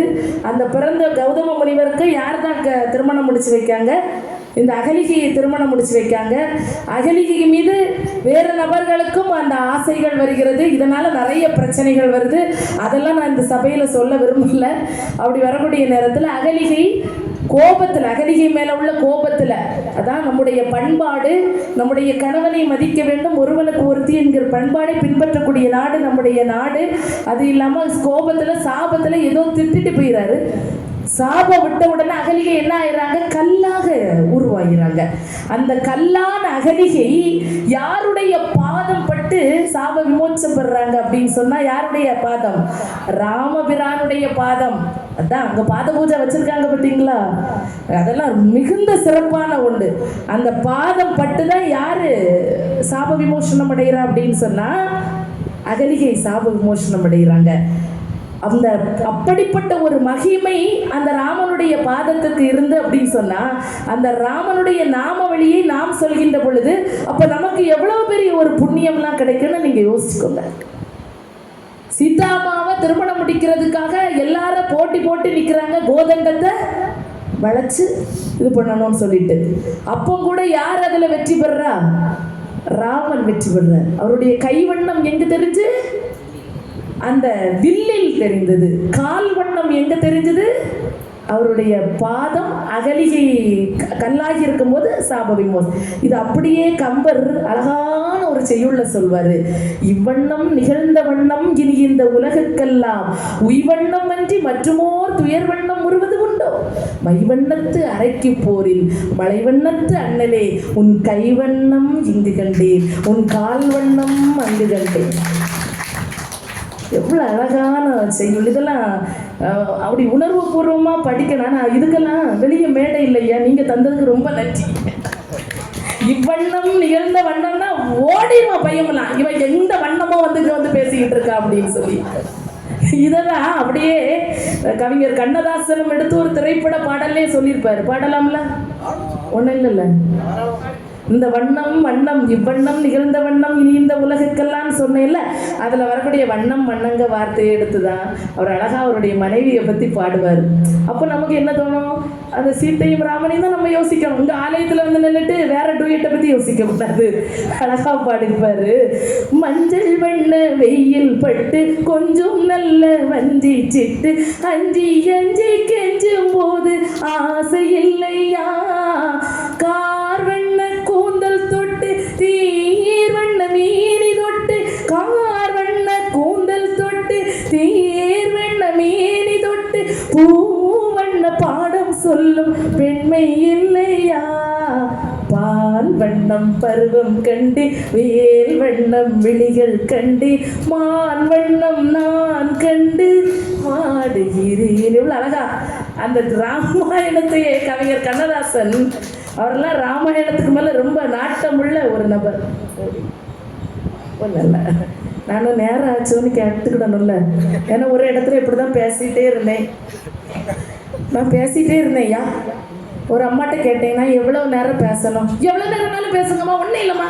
அடுத்த ஒரு ஐயா இருந்தார். ஐயாண்ணா எவ்வளோ நேரம்னாலும் பேசுங்கம்மா, நீ பேசிகிட்டே இரு, நாங்கள் எங்கள் பாட்டுக்கு போயிட்டே இருப்போம், பார்த்துக்க நேரம் வந்தனா அப்படி இப்படி உண்டு. ஆனால் நான் ரொம்ப பெரிய இந்த நம்ம இது ஒரு நல்ல ஒரு தன்னம்பிக்கை கொடுக்க பேச்சுக்கள்லாம் நிறைய போவேன். அப்போ என்னுடைய பேச்சு கேட்டு ஒரு மலையில் போய் தற்கொலை பண்ண போன ஒரு பையன் இறங்கி வந்துச்சான். எனக்கு என்ன சந்தோஷம், என் பேச்சை கேட்டாடா நீ வந்த அப்படின்னு கேட்டேன். இல்லை இல்லை, இவ்வளோ மோசமாக பேச நீங்களே உயிரோடு இருக்கும்போது நான் எதுக்கு மேடம் போய் தற்கொலை பண்ணணும்? இப்படியெல்லாம் நடக்கும். நல்ல சிரிங்க அப்படின்னு சொன்னேன். நல்ல சிரிச்சாங்க. ஒரு நாள் இப்படி ஜோக்காக எடுத்து விட்டேன். முன்னால் இருந்து ஒரு தாத்தா எனக்கு சட்டையை கொஞ்சம் துவைச்சி தாமான்ட்டு வந்தார். ஏன் தாத்தானே, நீ சிரின்னு சிரிக்க சொல்லி அவன் பத்தில் அவளையும் போட்டு என் முன்னால் பிடிச்சுன்னு துப்பி விட்டுச்சான் அப்படின்னு. இப்படிப்பட்ட இது வரும். இனி நகைச்சுவை சொல்லும் போது சிரிக்கணும், அப்படித்தானே? அன்னைக்கு ஒரு நாள் நல்ல நகைச்சுவை. வேற ஒரு ஆசிரியர் பேசிட்டே இருக்காரு. ஒரு பொண்ணு கக்கன்னு சிரிக்குது. ஒரு இளம் வயது பொண்ணு பக்கத்தில் இருக்கிற ஒரு பாட்டி அங்கே என்ன பேசிகிட்டு இருக்காங்க. வயசுக்கு வந்த பிள்ளை தானே, ஒரு மாதிரி சிரிச்சிட்டு இருக்கா. உனக்கு வெக்கமா இல்லையா? நீ தம்பி பேசு, நான் இவளை சிரிக்காம நான் பார்த்துக்கிறேன் அப்படின்னு கஷ்டப்பட்டு ஒரு ஆள் பேச வச்சான். அதை சிரிக்காம பார்க்கறதுக்கும் கூட்டங்கள் உண்டு. ஆனால் இந்த பூமி வந்து ஆன்மீக பூமி. எல்லாத்தையுமே நீங்கள் மதித்து நல்ல ஒரு மரியாதை தந்து இந்த ஆன்மீக சொற்பொழிவை அற்புதமாக கேட்டுக்கிட்டு இருக்காங்க. இந்த ராமநாமத்தில் இருக்கக்கூடிய அந்த சிவனுடைய அம்சமாட்டம் அந்த ராமநாமம் இருக்குன்னு சொல்லணும்ல. அந்த சிவன் மீது பக்தி கொண்டவர்கள் ஏராளமான பேர் இருக்காங்க. அதில் நம்ம பெண்கள் கொஞ்சம் அதிகமாக இருக்கனால பெண்களுடைய பக்தியை பற்றி நான் சொல்லிடுறேன். ஏன்னா நாங்கள் பக்தி வச்சாலும் அப்படி தான் வைப்போம், வைக்கட்டாலும் அப்படியே போய் படுத்து தூங்கிடுவோம். தூங்கினாலும் ஒரே தூக்கம் தான். அந்த பக்தியில் ஆழ்ந்துட்டாங்கன்னு சொன்னால் அது இந்த காலத்தில் உள்ள பெண்கள் இல்லை, அந்த காலத்துலேருந்தே இருந்திருக்காங்க. சமணத்திற்கும் சைவத்திற்கும் அந்த காலத்தில் பெரிய போராட்டமே நடந்திருக்கு. நீயா நானான்னு இந்த காலத்திலே இருக்குது தானே. நம்ம சந்தோஷமாக ஒரு ஆலயத்தை வச்சு வணங்கினா அதை குறை சொல்கிறதுக்குனே நம்மளை சுற்றி நிறைய பேர் இருப்பாங்க. அதே போல தான் சமணத்திற்கும் சைவத்திற்கும் பெரிய போராட்டம் இருந்திருக்கு. மங்கையர்க்கரசியார் சைவ சமயத்தின் மீது மிகுந்த நாட்டம் கொண்ட ஒரு பெண்மணி. அவருடைய கணவர் சோழ நாட்டில் இருந்த அந்த இளவரசியை பட்டத்து ராணியா எங்க ஆத்துக்கிறாங்கன்னு சொன்னா பாண்டிய நாட்டுக்கு. பாண்டிய மன்னன் சமணத்தின் மீது ரொம்ப ஆர்வமா இருக்கான். பாண்டிய நாட்டுல சமண சமயம் அப்படி மேலோங்கி இருக்குது. விபூதி எடுத்து வச்சா கூட அந்த திருநீற்றை பழிக்கிறாங்க. ரொம்ப டார்ச்சர் கொடுக்குறாங்க. சுருக்கமா சொல்ல போனா யாருக்குன்னு சொன்னா சைவர்களுக்கு. ஆனா அந்த மங்கையர்க்கரசியார் தன்னுடைய சைவ நெறியில் சரியாக இருக்காங்க. அவருடைய கணவர் சமண நெறியை பிடித்து சமணர்களுடன் அந்த வழிபாட்டில் இருக்கிறார். விளைவு என்ன அப்படின்னு சொன்னா அவருக்கு நோய் வந்து, என்ன நோய் அப்படின்னு சொன்னா வெப்பை நோய், சூட்டு மூலமா வரக்கூடிய நோய். உடம்பெல்லாம் எரியுது, அவஸ்தைப்படுறாரு. அப்பமா அந்த ஆள் என்ன செய்யறாரு? சமணத்தை நோக்கி தான் போயிட்டு இருக்கிறாரு. ஐயா சொன்ன ஞான குழந்தை, அற்புத குழந்தை. எல்லாத்துக்கும் ஞாபகம் இருக்கான்னு டெஸ்ட் பண்ணி பார்ப்போம். பெரியம்மா நீங்க சொல்லக்கூடாது, அவங்க எனக்கே கிளாஸ் எடுப்பாங்க, அவ்வளோ அறிவு, அதனால சொல்லக்கூடாதுன்னு சொன்னேன். அந்த ஞான குழந்தை ஐயா சொன்னாங்கல்ல, யாரு? எப்பா இங்க உள்ளவங்க அதை விட ஞான குழந்தைகளால இருக்காங்க. சொல்லி முடிக்கவும் திருஞான சம்பந்தர். திருஞான சம்பந்தர் எங்க வராரு தைரியமான்னு சொன்னா எங்க வராரு? அந்த பாண்டிய மண்ணுக்கு வருகிறார். வரக்கூடிய நேரத்தில் இந்த அம்மா அவரை அழைத்து வாருங்க, என்னுடைய கணவருடைய இந்த நோயை போக்கன்னா அவருடைய கையில் தான் இருக்குது அப்படின்னு சொல்லி அழைத்து வராங்க. எந்த திருநீற்றை பழித்தார்களோ அந்த திருநீற்றை கூட உடம்புல போடுறதுக்கு சமணர்கள் விடலை, போடக்கூடாது. அவர் எரிஞ்சிட்டு போட்டுன்னு எல்லாரும் இருக்காங்க. அந்த அளவிற்கு ஒரு சமய ஆதிக்கம் மேலோங்கி இருந்த அந்த காலகட்ட தருணம். கடைசியில் எப்படியோ வலுக்கட்டாயமா திருநீரை போட்டாங்களோ போடலையோ நான் பார்க்கல. பார்த்தீங்களா? நிறைய விஷயம், புராண விஷயம் இதுதான் அடித்து பேசவும் முடியாது. அந்த திருநீற்று பதிகம் நமக்கு சான்றாக இருக்கு. இன்னைக்கும் திருநீற்று போட்டு அந்த திருநீற்று பதிகம் பாடி வெப்பை நோயால கூன் வளைந்து கூன் பாண்டியனாக இருந்த அந்த மன்னன் நின்ற சீர் நெடுமாற பாண்டியனாக மாறினது எதனால அப்படின்னு சொன்னா நம்ம இன்னைக்கு பூசுறோமே அந்த விபூதியினால. அழகா சொல்லுவாங்க, அத மந்திரமாவது நீரு மாணவர் மேலது நீரு சுந்தரமாவது நீரு துதிக்கப்படுவது நீரு தந்திரமாவது நீரு சமயத்தில் உள்ளது நீரு செந்துவர் வாழ்வுமை பங்கன் திரு ஆலவாயான் திருநீரே ஆலவாயழகனே ஓ மைந்தெழுத்தின் அரசனே மாமதுரை தெய்வமே மாமதுரை தெய்வமே என் மனம் நிறைந்த செல்வமே ஆலவாய் அழகனே. எவ்வளவு அழகா சொல்லியிருக்காங்க. நமச்சிவாய மந்திரம் அது நடக்கும் வெளியம்பலம். நம சிவாய மந்திரம் அது நடத்தும் வெளியம்பலம். விளக்கம் என கூடலில் உன் விளையாடல் கொஞ்சமா ஆலவாயழகனே ஆலவாயழகனே ஆலவாயழகனே. பார்த்தீங்களா? அப்படி அந்த நாமங்களை சொல்லுகின்ற பொழுது நமக்கு நன்மைதான் கிடைக்கும் பெரியோர்களே, எந்த விதத்திலும் தீமை அப்படிங்கிறது இருக்காது. அதாவது ராமநாமத்துல அவ்வளோ ஒரு சிறப்பு உண்டா? யார் கேட்குறா? கலகத்தை ஏற்படுத்தினார்ல ஒரு ஆளு, ராமர் கேட்குறாரு, ராமநாமத்தில் அவ்வளோ ஒரு பெரிய சிறப்பு உண்டா? எங்கே போய் கேட்குறாருன்னா வைகுண்டத்தில் போய் கேட்குறாரு. அவர்கிட்ட நம்மகிட்ட கேட்டாலே ராமநாமத்துக்கு சிறப்பு சொல்லி கொடுத்துருக்கலாம். ஆனால் நம்ம அப்போ பிறக்கலை. பார்த்தீங்களா? அந்த காலத்தில் அவர் எங்கே போயிருக்காரு? வைகுண்டத்தில் போய் கேட்குறாரு. ராமநாமத்திற்கு அப்படி ஒரு சிறப்பு. அந்த சிறப்பு என்னங்கிறது எனக்கு நீங்கள் தத்ரூபமாக காமிச்சு தரணும் அப்படின்னு சொன்ன உடனே வைகுண்டத்தில் இருந்தவர் எங்கே அனுப்பியிருக்காரு பெருமாள் அப்படின்னு சொன்னால், நீ பூலோகத்துக்கு போ அண்ணா, இப்போதான் ஒரு புழு பிறந்திருக்கு அப்படி நெடிஞ்சிட்டே இருக்கு.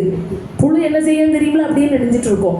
அந்த புழுவினுடைய காதலை போய் ராமான்னு சொல்லு, உனக்கு அதனுடைய மகிமை தெரியும். யாருக்கு காதுல போய் சொல்ல சொன்னாரு?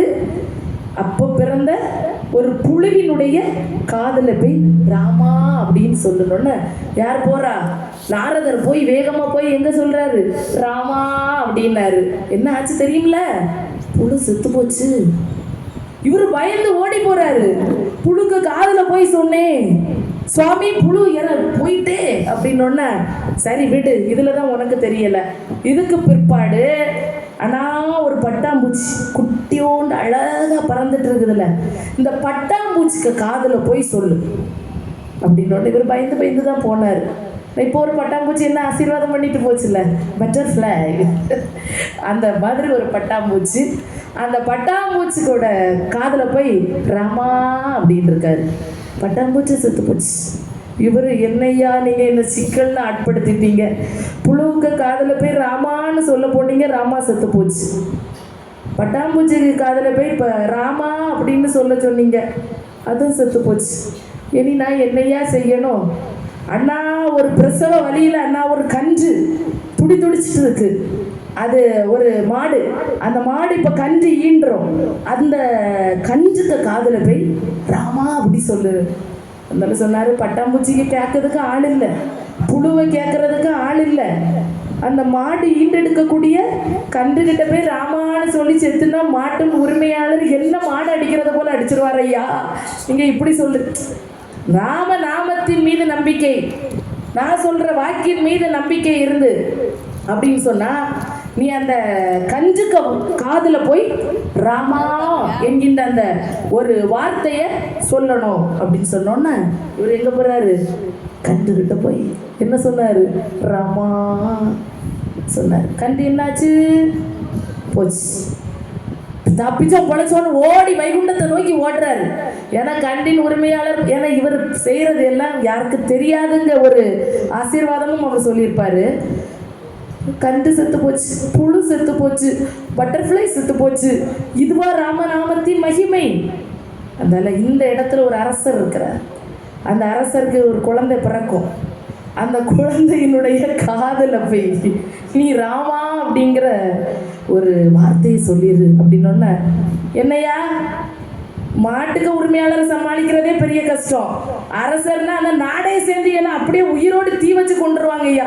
சொல்லு நாரதரே சொல்லுங்க. போய் அந்த குழந்தை, பிறந்த குழந்தையினுடைய காதுல போய் ராமா அப்படின்னு சொல்லுங்க அப்படின்னு சொன்னோன்னா இவர் சொன்னாராங்க.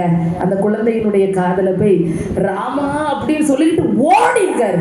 ஏன்னா பயம், எங்க இதுக்கு எதோ ஆயிட்டுனா நம்ம பாவம்ல, அது பாவம்ல அப்படின்னு சொல்லிட்டு தப்பிச்சோம் பழச்சோன்னு ஓடுன நாரதரை பார்த்து பிறந்த குழந்தை நாரதரே அப்படின்னு சொல்லிச்சாங்க. பிறந்த குழந்தை எங்கேயாவது பேசுமா? பிறந்த குழந்தையே பேச வைக்கக்கூடிய அந்த வலிமை யாருக்கு உண்டு அப்படின்னு சொன்னா அந்த ராம நாமத்திற்கு உண்டு அப்படிங்கிறத நிரூபிச்சிருக்காங்க. ராமா என்ற அந்த குழந்தை அழைத்து என்ன பார்த்து பயந்தா ஓடுறீங்கன்னு கேட்டுக்கலாம். இதை பார்த்துட்டு நான் இப்படி புழுவை பார்த்து சொன்னேன், புழு செத்து போச்சு. அதன் பிற்பாடு பட்டர்ஃப்ளை பட்டாம்பூச்சியை பார்த்து சொன்னேன், பட்டாம்பூச்சி செத்து போச்சு. அதுக்கப்புறமாட்டு ஒரு கன்றுகிட்ட போய் சொன்னேன், கன்றும் செத்து போச்சு. இப்போ இங்க சொன்னேன், அதான் பயந்து ஓடி போனேன்னு சொன்னோன்னு அந்த குழந்தை சொல்லுச்சா, நீங்க சொன்ன ஒவ்வொரு முறை சொன்ன அந்த ராம நாமமும் என்னை மேலோங்கிய நிலைக்கு அழைத்து சொல்ல சென்றது. முதலில் நீங்கள் சொன்ன அந்த புழுவாக பிறந்தது நான் தான். ராமா என்ற அந்த வார்த்தையால் அதனுடைய உயரிய பதவியான பட்டாம்பூச்சியாக பிறந்தேன். பட்டாம்பூச்சியாக நான் இருக்கின்ற பொழுது என்னுடைய காதில் நீங்க சொன்ன அந்த ராமா என்கின்ற வார்த்தையின் மூலமாக என்ன ஆனோம் அப்படின்னு சொன்னா பசுவாக உயரிய பதவி எடுத்தேன். அதன் பிற்பாடு பசுவின் அந்த கன்றில் நீங்க சொன்ன ராமா என்கின்ற அந்த வார்த்தை என்னை இப்படி ஒரு மனித பிறவி மட்டுமல்ல ஒரு அரச குடும்பத்திலே உள்ள ஒரு உயரிய பதவியில் கொண்டு சென்றிருக்கிறது என்றால் ராம என்கின்ற அந்த சொல்லுக்கு அவ்வளவு பெரிய ஒரு மகிமை உண்டு. அதனாலதான் சொல்லுவாங்க ராமநாமம் ராமநாமம். நம்ம என்றைக்கும் இடைவிடாது சொல்லிக் கொண்டிருக்கின்ற நாமம் என்ன நாமம் தான்? ராம நாமம். ராம நாமத்தை ராமா ராமா ராமான்னு கூப்பிட நேரம் அதுல யாரெல்லாம் வந்துருவாங்க விடுவார்னு சொன்னேன், சிவனும் வந்து விடுவார். சிவன் நாராயணரும் வந்து அவங்க துணைவியார் வருவாங்கல்ல. யாரெல்லாம் வருவாங்க? பார்வதி தேவியும் வந்துருவாங்க, மகாலட்சுமியும் வந்துருவாங்க. மகாலட்சுமி, பார்வதி தேவி, சிவன் எல்லாரும் இருக்க இடத்துல யார் வருவாங்க? ராமா ராமான்னு சொல்ல நேரம் முதல்ல யார் வந்துருவா? ஆஞ்சநேயர் தான் முதல்ல வருவார். ஆஞ்சநேயர் இருக்க இடத்துக்கு ராமர் வருவார். ராமர் இருக்க இடத்துக்கு யார் வருவாங்கன்னு சொன்னா சீதா பிராட்டி வருவாங்க. ராமருக்கு துணையாக அவங்க தம்பி வந்துருவாங்க. இனி தாய் பிள்ளை எல்லாரும் இருக்கக்கூடிய இடத்துல அந்த விநாயக பெருமான் எல்லாரும் எங்க வீட்டுல தூங்கிட்டு இருப்பாங்க. விநாயக பெருமான், முருகர் எல்லாரும் எங்க வந்து ஆர்ஜராயிருவாங்க அந்த நாமம் சொல்லும் போது. ஒட்டுமொத்த தெய்வங்களுடைய சக்தியும் நமக்கு இந்த நாமம் சொல்வதனால் கிடைக்கும். அன்பு பெரியோர்களே, நான் தான் பார்த்துட்டே இருந்தேன். ஏன்னா சொல்லணும்ல, ஒட்டுமொத்த பெரியவர்களுடைய அந்த சக்தியும் வந்து இறைவனுடைய சக்தியும் அந்த நாமத்தை நாம் சொல்வதால் நமக்கு கிடைக்கும். அந்த நாமத்தை நாம் என்றுமே போற்ற வேண்டும்.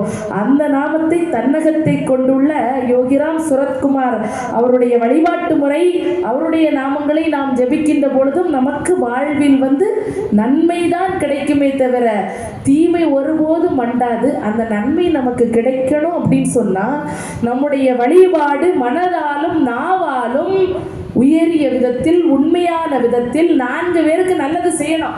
நான் போட்டிருக்காங்கல்ல நலத்திட்ட உதவிகள், நம்ம இறைவனுக்கு செய்ய தொண்டு அது தனி. ஆனா கஷ்டம் அப்படின்னு சொல்லி வரக்கூடிய நேரத்துக்கு நமக்கு அதற்கு உதவி செய்யறோம் பார்த்தீங்களா? மக்கள் தொண்டே மகேசன் தொண்டு. இது இன்னைக்கு அரசியல் என்னெல்லாமோ போயிட்டு இருக்கு, அதை நம்ம பேச வேண்டாம். நம்ம பக்தியில சொல்றேன், மக்களுக்கு நம்ம செய்ய தொண்டு கஷ்டம், அம்மா பசின்னு தான் வந்து நிற்பாங்க. அப்போ நம்ம வயிறார ஒரு சாப்பாடு கொடுத்தோம்னு சொன்னா அதெல்லாம் மிகப்பெரிய தொண்டுங்க.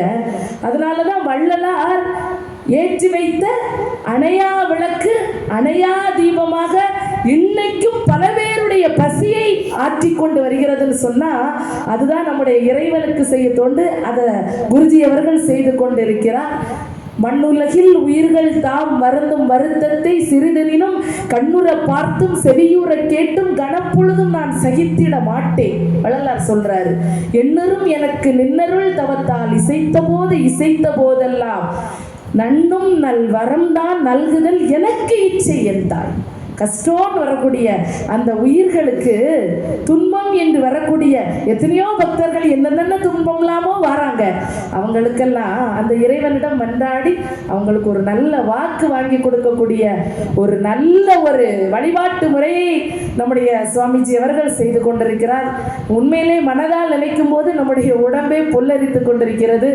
அப்படிப்பட்ட இந்த வழிபாடு மேலும் மேலும் மேலும் மேலும் பல மடங்கு அது பெருகதான் செய்யும், வளர்ச்சி அடையதான் செய்யும். ஏன்னா ஒரு தேதி வாங்கினதுக்கு எனக்கு இந்த மாதம் ஃபுல்லாக அப்படி சுத்தமாக கவர் ஆயிடுச்சு. அது அத்தனை மேடைகளும் பெரிய பெரிய மேடைகள். பார்ப்பதற்கு முன்னாலே நமக்கு வந்து பட்டர்ஃப்ளையாக வந்து அவர் வந்து எனக்கு ஆசீர்வாதம் பண்ணுறதுக்கு முன்னாலே வீட்டில் இருக்கும்போதே எனக்கு கொஞ்சம் அருள் கிடைத்திருக்கு. அந்த ராமனுடைய நாம வழி, நாமத்தை பின்பற்றிய பகவான் யோகிராம் சுரத்குமார் அவருடைய நாமத்தை நாம் அனைவரும் சொல்ல வேண்டும், வாழ்வில் முன்னேற வேண்டும் என்று தாழ்மையுடன் கேட்டுக்கொண்டு இத்துணை நேரமும் எனக்கு ஒரு உரையாற்றுவதற்கு அரிய வாய்ப்பை தந்த குருஜி அவர்களுக்கும் இங்கு வீற்றிருக்கும் அனைத்து ஆன்மீக பெருந்தகைகளுக்கும் என்னுடைய மனமார்ந்த நன்றியை தெரிவித்துக் கொண்டு என்னுடைய இந்த உரையை நிறைவு செய்து இடம் சாருகிறேன். நன்றி, வணக்கம். பாரதி அவர்கள் மிக சிறப்பான ஒரு ஆன்மீக உரையை ஆற்றிவிட்டு அமர்ந்திருக்கிறார்கள். அவர்களை திருமதி கிருஷ்ணவேணி அவர்கள் பாராட்டுகிறார்கள். திருமதி பூவை தங்கபாரதி அவங்க இங்கே பேச வர்றதுக்கு முன்னாடி அவங்களுக்கு எண்ணத்தில் 1 மணி நேரம் என்ன ராமநாமத்தின் மகிமை பற்றி என்ன பேசுறது அப்படின்னு அவங்களுக்கு பெரிய சந்தேகம். பேசுகிறாங்க. அப்போ நாம் தான் சொன்னோம், அவங்க தொடங்கினா போதும் பகவான் உள்ளே இருந்து உரையாற்றுவது அவராக தான் இருக்கும் அப்படின்னு. திருமதி பூவை தங்கபாரதி அவங்க பேசுறதுல ஒரு இன்சிடென்ட் சொன்னாங்க. ஒரு குழந்தை வளர்ச்சி இல்லாமல் இருந்தது. என்ன சொல்றாங்க? குழந்தை வளர்ச்சி இல்லாமல் இருந்தது. அதுக்கப்புறம் நாமத்தின் மகிமையார். தூத்துக்குடி அப்படின்னு ஒரு மாவட்டம் இருக்குது, தெரியும் இல்லையா உங்களுக்கு? அங்கே இருந்து ஒரு தம்பி, அவருக்கு பேர் ரூட்ஸ் அப்படின்னு பேர். பேரை கேட்டாலே தெரியும் அவர் எந்த மதத்தை சேர்ந்தவராக இருப்பார். ஆமாம், அவர் பக்கா கத்தோலிக்க கிறிஸ்தவ மதத்தை சேர்ந்த ரூட்ஸ் அப்படிங்கிற ஒரு தம்பி. அந்த தம்பி எங்களுக்கு தெரியும், ஏன்னா டாக்டர் ரின்சியோட ஒரு ரிலேட்டிவ். அந்த தம்பி கல்யாணம் ஆகி காதலித்து திருமணம் செய்து ஒரு 2 ஆண்டுகளாக குழந்தை இல்லாமல் மிகவும் துன்பப்பட்ட ஒரு தம்பி. 2 ஆண்டுகள் கழித்து ஏதோ கடவுள் புண்ணியத்தால் அந்த மனைவி கன்சீவ் ஆகிட்டாங்க. கன்சீவ் ஆனால் தூத்துக்குடியில் மிக பிரபலமான மருத்துவமனை எது? தூத்துக்குடியிலே பிரபலமான பெரிய மருத்துவமனை எது? ஏவிஎம் மருத்துவமனை, ஏவிஎம் ஹாஸ்பிட்டல். அதுதான் அங்கே பெரிய ஹாஸ்பிட்டல், மல்டி ஸ்பெஷாலிட்டி ஹாஸ்பிட்டல். அந்த ஹாஸ்பிட்டலில் அந்த அம்மாவுக்கு செக்கப், மந்த்லி செக்கப் ரெகுலராக நடக்கு. ஒரு குறிப்பிட்ட மாதத்தில் நாம் சொல்லுவோம், ஒரு அனாமலி ஸ்கேன் பார்க்கணுப்பா அப்படின்னு 6-7வது மாதம் நம்ம சொல்லுவோம். அது எப்படியோ அது ஸ்கிப் ஆகி போயிடுச்சு இவங்களுக்கு. அப்போது ஒரு நாள் அவங்க மந்த்லி செக்கப் ஸ்கேனுக்கு போச்சுல, அங்கே உள்ள கைனகாலஜிஸ்ட்டு இப்போ மந்த்லி ஸ்கேன், நம்ம அனாமலி ஸ்கேன் பார்க்கலையா இது வரைக்கும், உடனே பார்க்கணும் அப்படின்னு சொல்லி அந்த குழந்தைக்கு அனாமலி ஸ்கேன் பார்க்குறாங்க. பார்த்தா அந்த டாக்டருக்கு ரொம்ப பயங்கர ஒரு ஆச்சரியம். அந்த குழந்தை முழு வளர்ச்சி பெறவில்லை. அந்த குழந்தையினுடைய மூக்கு, காது எல்லாமே சரியான வளர்ச்சி பெறவில்லை, முகம் சரியான வளர்ச்சி இல்லை அப்படிங்கிறத ஏவிஎம் ஹாஸ்பிட்டலில் உள்ள அந்த கைனகாலஜிஸ்ட்டு பார்க்குறாங்க ஸ்கேனில். பயங்கர ஷாக் அவங்களுக்கு. ஏன்னா 7வது மாதங்கிறது அந்த குழந்தைய நம்ம டிஸ்போஸ் பண்ண முடியாது, ரொம்ப கஷ்டம். இப்போ ஏற்கனவே ஒரு ஹாஸ்பிட்டல் நடத்துகிறதே ரொம்ப கஷ்டம், உங்களுக்கெல்லாம் தெரியாது. அரசாங்கம் ஏகப்பட்ட கெடுபிடிகளை வச்சுருக்கு. அதுலேயும் இந்த மாதிரி பிரசவம் சம்பந்தமான பேஷண்ட்கிட்ட ரொம்ப கேர்ஃபுல்லாக இருக்கணும். மெட்டானிட்டியில் ஒரு டெத்து அவ்வளோதான், ஹாஸ்பிட்டலில் இழுத்து மூடிடுவான், சீல் வச்சுருவான், அவ்வளோ பெரிய பிரச்சனை. மெட்டானிட்டி டெத்துன்னா ஒரு ஹாஸ்பிட்டல் அதோட முடிஞ்சுது. அப்போ மெட்டானிட்டி ஒரு பேஷண்ட்டு நமக்கு வந்திருக்குன்னா ரொம்ப கண்ணு கருத்துமாக அந்த பேஷண்ட்டை பார்க்கணும். அப்போது அந்த ஏவிஎம் மருத்துவமனையில் உள்ள டாக்டர் இதை பார்த்துட்டு, அனாமலி பார்த்துட்டு, இந்த குழந்தை இப்படி முகமெல்லாம் வளர்ச்சி இல்லாமல் இருக்குது, இந்த குழந்தையை டிஸ்போஸ் பண்ண தான் செய்யணும் அப்படிங்கிறதுக்காக சொன்ன உடனே 2 ஆண்டுகளுக்கு மேலாக குழந்தை இல்லாமல் குழந்தை பெற்ற அந்த குழந்தை வரத்தை வாங்கியிருக்க ஒரு கணவன் மனைவிக்கு எவ்வளோ கவலையாக இருக்கும், எவ்வளோ கவலையாக இருக்கும். அப்போது உடனே அந்த கைனகாலஜிஸ்டே சொல்கிறாங்க, எதுக்கும் ஒரு செகண்ட் ஒப்பீனியன் பார்த்துருவோம் அப்படின்ட்டு நாகர்கோயிலில் இருந்து பிரபலமான ஒரு ஸ்கேன் டாக்டர், அவர் 2-3 ஸ்கேன் சென்டர் வச்சுருக்காரு. நாகர்கோயிலில், வள்ளியூரில், தூத்துக்குடியிலே ஒரு ஸ்கேன் சென்டர் வச்சுருக்காரு. அந்த மருத்துவரை கூப்பிட்டு ஏவிஎம் ஹாஸ்பிட்டலில் அந்த பேஷண்ட்டுக்கு திருப்பி ஸ்கேன் பார்க்குறாங்க, அனாமலி ஸ்கேன். அந்த டாக்டர் போய் பார்க்குறாரு. பார்த்துட்டு அவரும் சர்ப்ரைஸாக என்ன சொல்கிறாருன்னா, இந்த குழந்தைக்கு சரியான முகத்தில் வளர்ச்சி இல்லை. மேடம் சொன்னது 100% உண்மைதான். இந்த குழந்தைய அடுத்த கட்டமாக இது என்ன பண்ணுறதுன்னா ஒன்றும் பண்ண முடியாது. இந்த தாய் அந்த குழந்தையை நிறை மாதமாக பெற்றுத்தான் ஆக வேண்டும். எப்படி முழு வளர்ச்சி அடையாத அந்த குழந்தை இனி எப்படி இருந்தாலும் தாய் பெற்றுத்தான் ஆக வேண்டும், ஒரு வழி இல்லை அப்படின்னு சொல்லி இவங்க ஒரு முடிவு பண்ணிடுறாங்க. இந்த பையன் 8 கூட 1 மாதம் பார்த்துட்டு எங்களுக்கு ஃபோன் பண்ணி உங்களை சந்திக்கணும் எனக்கு அப்படின்னு அந்த பையன் எங்களை காண்டாக்ட் பண்ணுறான். நான் ஓப்பனாக சொல்கிறேன், அந்த பையன் எதுக்கு எங்களை காண்டாக்ட் பண்ணியிருப்பான்? நானும் டாக்டர் ரின்சியும் அந்த பையனை பார்க்குறதுக்கு கன்னியாகுமரிக்கு போய் ஒரு ரெஸ்டாரண்ட் அந்த பையனை வர சொல்லி டின்னர் சாப்பிட்டுட்டு என்ன பிரச்சனைப்பான்னு கேட்டோம். அவன் இந்த கதையெல்லாம் சொல்லிட்டு அவன் என்ன சொல்கிறான்னா, இந்த குழந்தை பெத்தாச்சுன்னா என்ன பண்ண முடியும், என்ன பண்ணணும், வளர்க்கணுங்களே. அப்போ முகத்தில் வளர்ச்சி இல்லாத ஒரு குழந்தைய எப்படி வளர்க்க முடியும், எப்படி வளர்க்க முடியும்?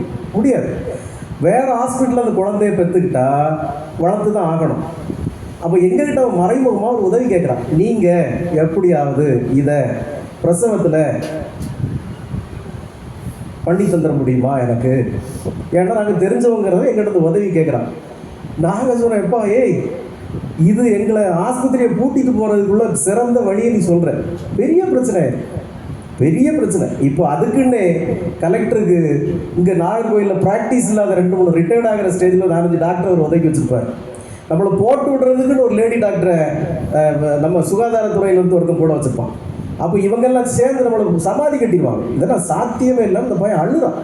எப்படியாவது எனக்கு இந்த ஹெல்ப்பை பண்ணுங்க, நான் அந்த குழந்தைய பற்றி எப்படி வளர்க்க போகிறேன் தெரியல. 2 ஸ்கேன் டாக்டரும் பார்த்துட்டு அனாமலியை பார்த்துட்டு இந்த குழந்தை வளர்ச்சி இல்லைன்னு சொல்கிறாங்க. நான் என்ன பண்ணுறேன்னு தெரியல.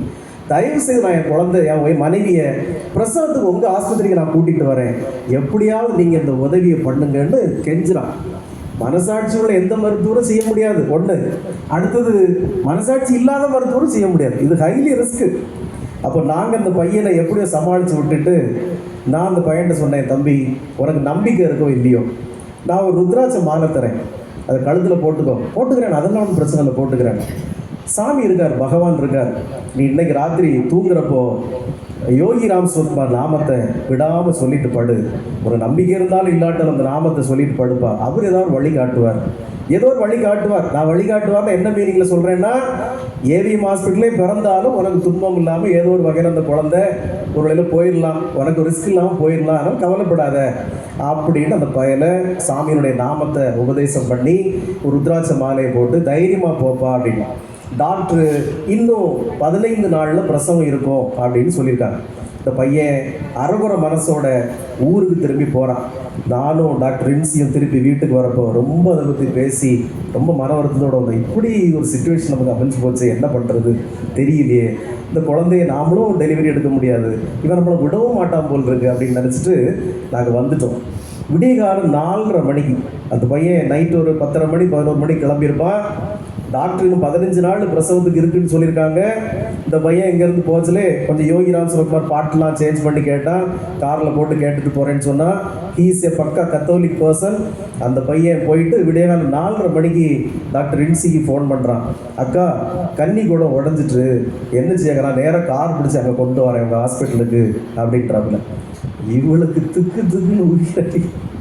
எனக்கு உடனே ஃபோன் பண்ணி, எப்பா மற்ற பிள்ளைய கொண்டு வரேங்க, நான் என்ன சொல்லட்டுங்க, நீ சொல்லு, அவனை ஏமாத்து, கன்னி கூட உடஞ்ச பிறகு ட்ராவல் பண்ணக்கூடாது, அங்கேருந்து தூத்துக்குடியிலேருந்து வரணுன்னா 2 மணி நேரம் ஆயிரும், ரொம்ப ரிஸ்க்கு, தாய்க்கு ரிஸ்க் ஆயிரும், ஏவிஎம் ஹாஸ்பிட்டலே கொண்டு போக சொல்லு அப்படி சொல்லிடு, அவனுக்கு தெரியாது அப்படின்னு. உடனே இவங்களும் நீ ஏவிஎம் ஹாஸ்பிட்டலே கொண்டு போயிருப்பா, இவ்வளோ தூரம் இங்கே ட்ராவல் பண்ணக்கூடாது, அப்புறம் தண்ணி சத்து இல்லாமல் அம்மாவும் ஏதாவது ரிஸ்க் ஆகி போயிடும், நீ அங்கேயே கொண்டு போ அப்படின்ட்டாங்க.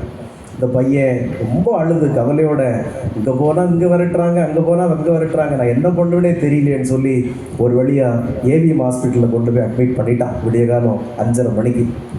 காலையில் 11:30 மணி வரைக்கும் இந்த பையன் எங்களுக்கு ஒரு 100 தடவை ஃபோன் பண்ணிப்பான், அக்கா என்ன செய்ய என்கிட்ட ஃபோன் பண்ணி, அண்ணே என்ன செய்யனே தெரியலையானே, சாமிக்கு நாமத்தே சொல்லுப்பா, சாமியே நினச்சிட்டு ஒன்றும் பண்ணாது, உனக்கு இந்த குழந்தை வேண்டான்னா சாமி வேண்டான்னு சொல்ல போகிறாரு, கவலைப்படாத, நான் எப்படியாவது இங்கே வராமல் இருக்கேன்னு அவனுக்கு தைரியம் சொல்லிட்டு இருக்கேன், இங்கே வந்து தொலைச்சிடக்கூடாதே அப்படின்ட்டு.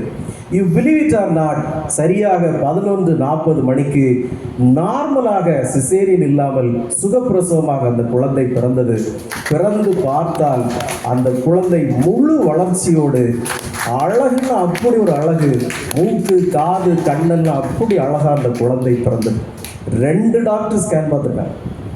ஏவிஎம் ஹாஸ்பிட்டலில் உள்ள கைனகாலஜிஸ்ட் ஸ்கேன் பார்த்துருக்காங்க.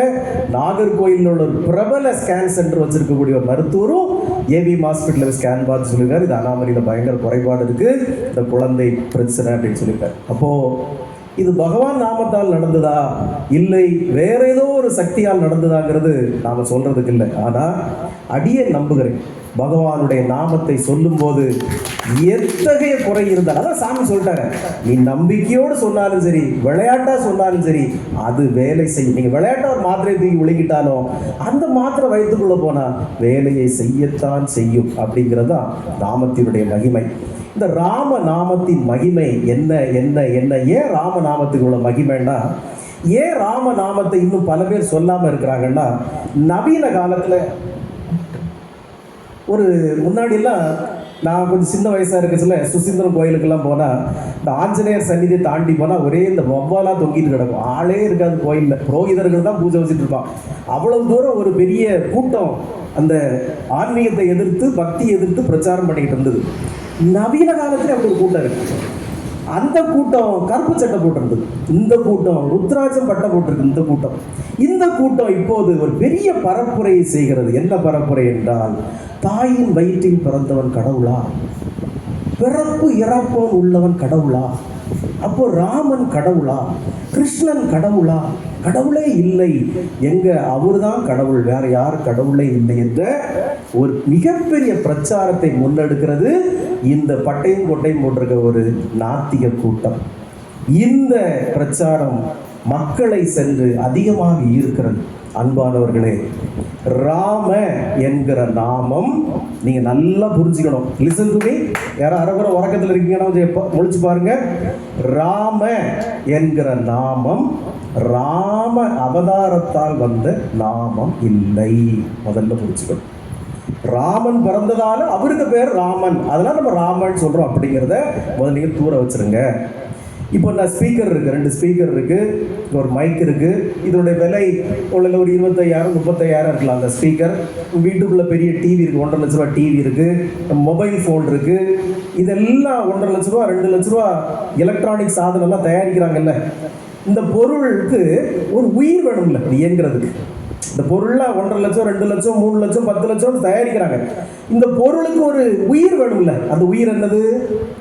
கரண்ட். அந்த கரண்ட் இல்லாதனால தான் நம்ம 1 மணி நேரம் இவ்வளவு விலை உயர்ந்த சாதனங்களுக்கு இருந்த பிறகும் அது இயங்கவில்லை, நம்மாலும் இயங்க முடியவில்லை. அதான உண்மை. இந்த கரண்ட் மட்டும் இல்லைன்னா பூதா வயசு பிள்ளைகளும் பொம்பளைகளும் செத்து போயிடும். ஏன்னா மொபைல் ஃபோன் கிடையாது. அடுத்தது இந்த எங்கள் ஊரில் ஒரு புயல் வந்தது. அந்த புயல் வந்தப்போ ஒரு வாரத்துக்கு கரண்ட் இல்லை எங்கள் ஊரில். ஓக்கி புயல்னு ஒன்று. எல்லாரும் மொபைல் சார்ஜ் பண்ணது அலைஞ்சாங்க. எங்கள் வீட்டுக்கெல்லாம் 100 பேர் வந்துருப்பாங்க. உங்கள் வீட்டில் இன்வெர்டர் கொஞ்சம் சார்ஜ் போட்டு கொடுங்க, சார்ஜுக்கு தான் அலைகிறாங்க.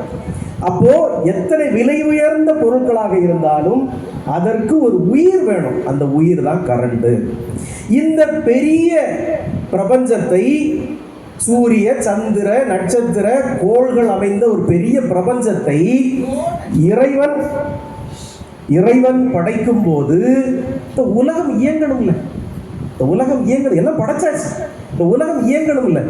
இந்த உலகை இயக்க வைப்பதற்காக, சரியான பிடியில் நிற்பதற்காக, சரியா 364 நாள்ல பூமி சுத்துது, சூரியனை சுத்துது, கரெக்டா இதெல்லாம் இயங்கணும்ல. அந்த இயக்கத்திற்காக இறைவனால் இந்த பிரபஞ்சத்திற்கு வைக்கப்பட்ட கரண்ட் தான் ராம.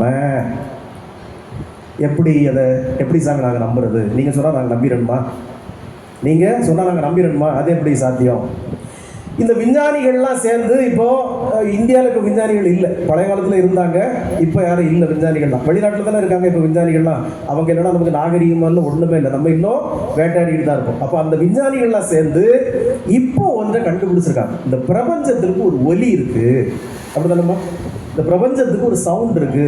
சந்திரமண்டலத்துக்கு போனால் அப்படி மேலேருந்து இந்த பூமியை பார்த்தா அது ஒரு சவுண்டு வருது, சூரியன்லேருந்து ஒரு சவுண்டு வருது. இந்த சவுண்டு வந்துக்கிட்டே இருக்கு அப்படின்னு அவங்க என்ன சொன்னாங்கன்னா, இந்த சவுண்டு நல்லா நுட்பமாக கேட்கச்சில அந்த சவுண்டு வந்து ஓ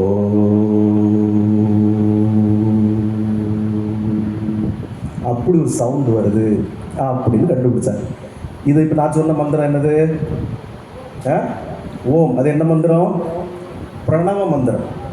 ஆனால் உண்மையில் அது ஓம் அப்படி கேட்கல, அப்படிதான் கேட்குது. இந்த சவுண்ட் எப்படி கேட்குது? இதை பல பேர் ஆஞ்சநேயர் உச்சரிச்சுட்டு இருக்கக்கூடிய மந்திர ஒலி அப்படின்னு நம்புறாங்க. ஆனால் இந்த பிரபஞ்சத்தை காக்க இறைவன் வைத்த கரண்ட் தான் ராம் என்கிற மந்திரம். ஏன் அதை சொல்றேன்னா, ராம அவதாரத்துக்கு முன்பே எல்லாம் வல்ல ஈஸ்வரனே சொல்லியிருக்கார். ராம ராம ராமேதி ரமே ராமே மனோரமே சகஸ்ரநாம தத்துல்யம் ராம நாம வரானனே. இந்த உலகத்திலே சிறந்த மந்திரம் ராம மந்திரம். காசியில் நான் ஏற்கனவே எங்கோ பக்தர்கள் சொல்லியிருக்கேன், காசியில் போய் நீங்கள் யாராவது சமாதி ஆகணும்னு ஆசைப்பட்டீங்கன்னா, உங்களை அறியாமல் இறந்து போயிட்டீங்கன்னா பிரச்சனை இல்லை. அறிந்து கடைசி கட்டத்தில் இருந்தீங்கன்னா உங்களை வலது காதை மேலே வச்சு உங்களை படுக்க வச்சுருவாங்க. ஏன்? வலது காது மேலே பார்த்து இருக்கிற மாதிரி உங்களை சரிச்சு படுக்க வச்சுருவாங்க உயிர் பிரிகிற தருவாயில். ஏன்னா காசியில் இருக்கக்கூடிய சாமிக்கு பேர் என்னது? விஸ்வநாதர். விஸ்வநாதரும் அவருக்கு மனைவிக்கு பேர் என்னது? விசாலாட்சி அம்மனும் உங்கள் உடம்புல இருந்து உயிர் பிரிகிற தருவாயில் உங்கள் வலது காதில் வந்து ராம் ராம் ராம்னு 3 நேரம் சொல்லுவாங்க. இந்த விசாலாட்சி அம்மன் விஸ்வநாதர்கிட்ட கேட்டாங்களா, எப்போ பார்த்தாலும் ஏதோ முணுமுணுத்துட்டே இருக்கீங்களா சாமி, என்னத்தை முணுமுணுத்துட்டே இருக்கீங்க? அப்போ காசி விஸ்வநாதர் சொன்னாரா, நான் ராம மந்திரத்தை உச்சரித்து கொண்டே இருக்கிறேன், எனது மூச்சு நின்றாலும் நிற்கும், ராம மந்திர உச்சாரணம் நிற்காதுன்றாரா. இப்படி ராம அவதாரத்துக்கு முன்பு இருந்த ராமங்கிற பேர் இருக்குப்பா. அதனால நீங்க ராமனுக்கு பேர் தான் ராமாவோ அப்படின்னு நீங்க நினைக்காதீங்க. ராம மந்திரம் இந்த உலகை இயக்கும் மந்திரம், ராம மந்திரம் பிரபஞ்சத்தை காக்கும் மந்திரம். இந்த பிரபஞ்சத்தையே இந்த 2 எழுத்து காக்கும்னா உங்களை காக்காதா? ஆனால் ராம மந்திரத்தை நீங்கள் விடாமல் உச்சரிக்க வேண்டும், விடாமல் உச்சரிக்க வேண்டும். அடுத்ததாக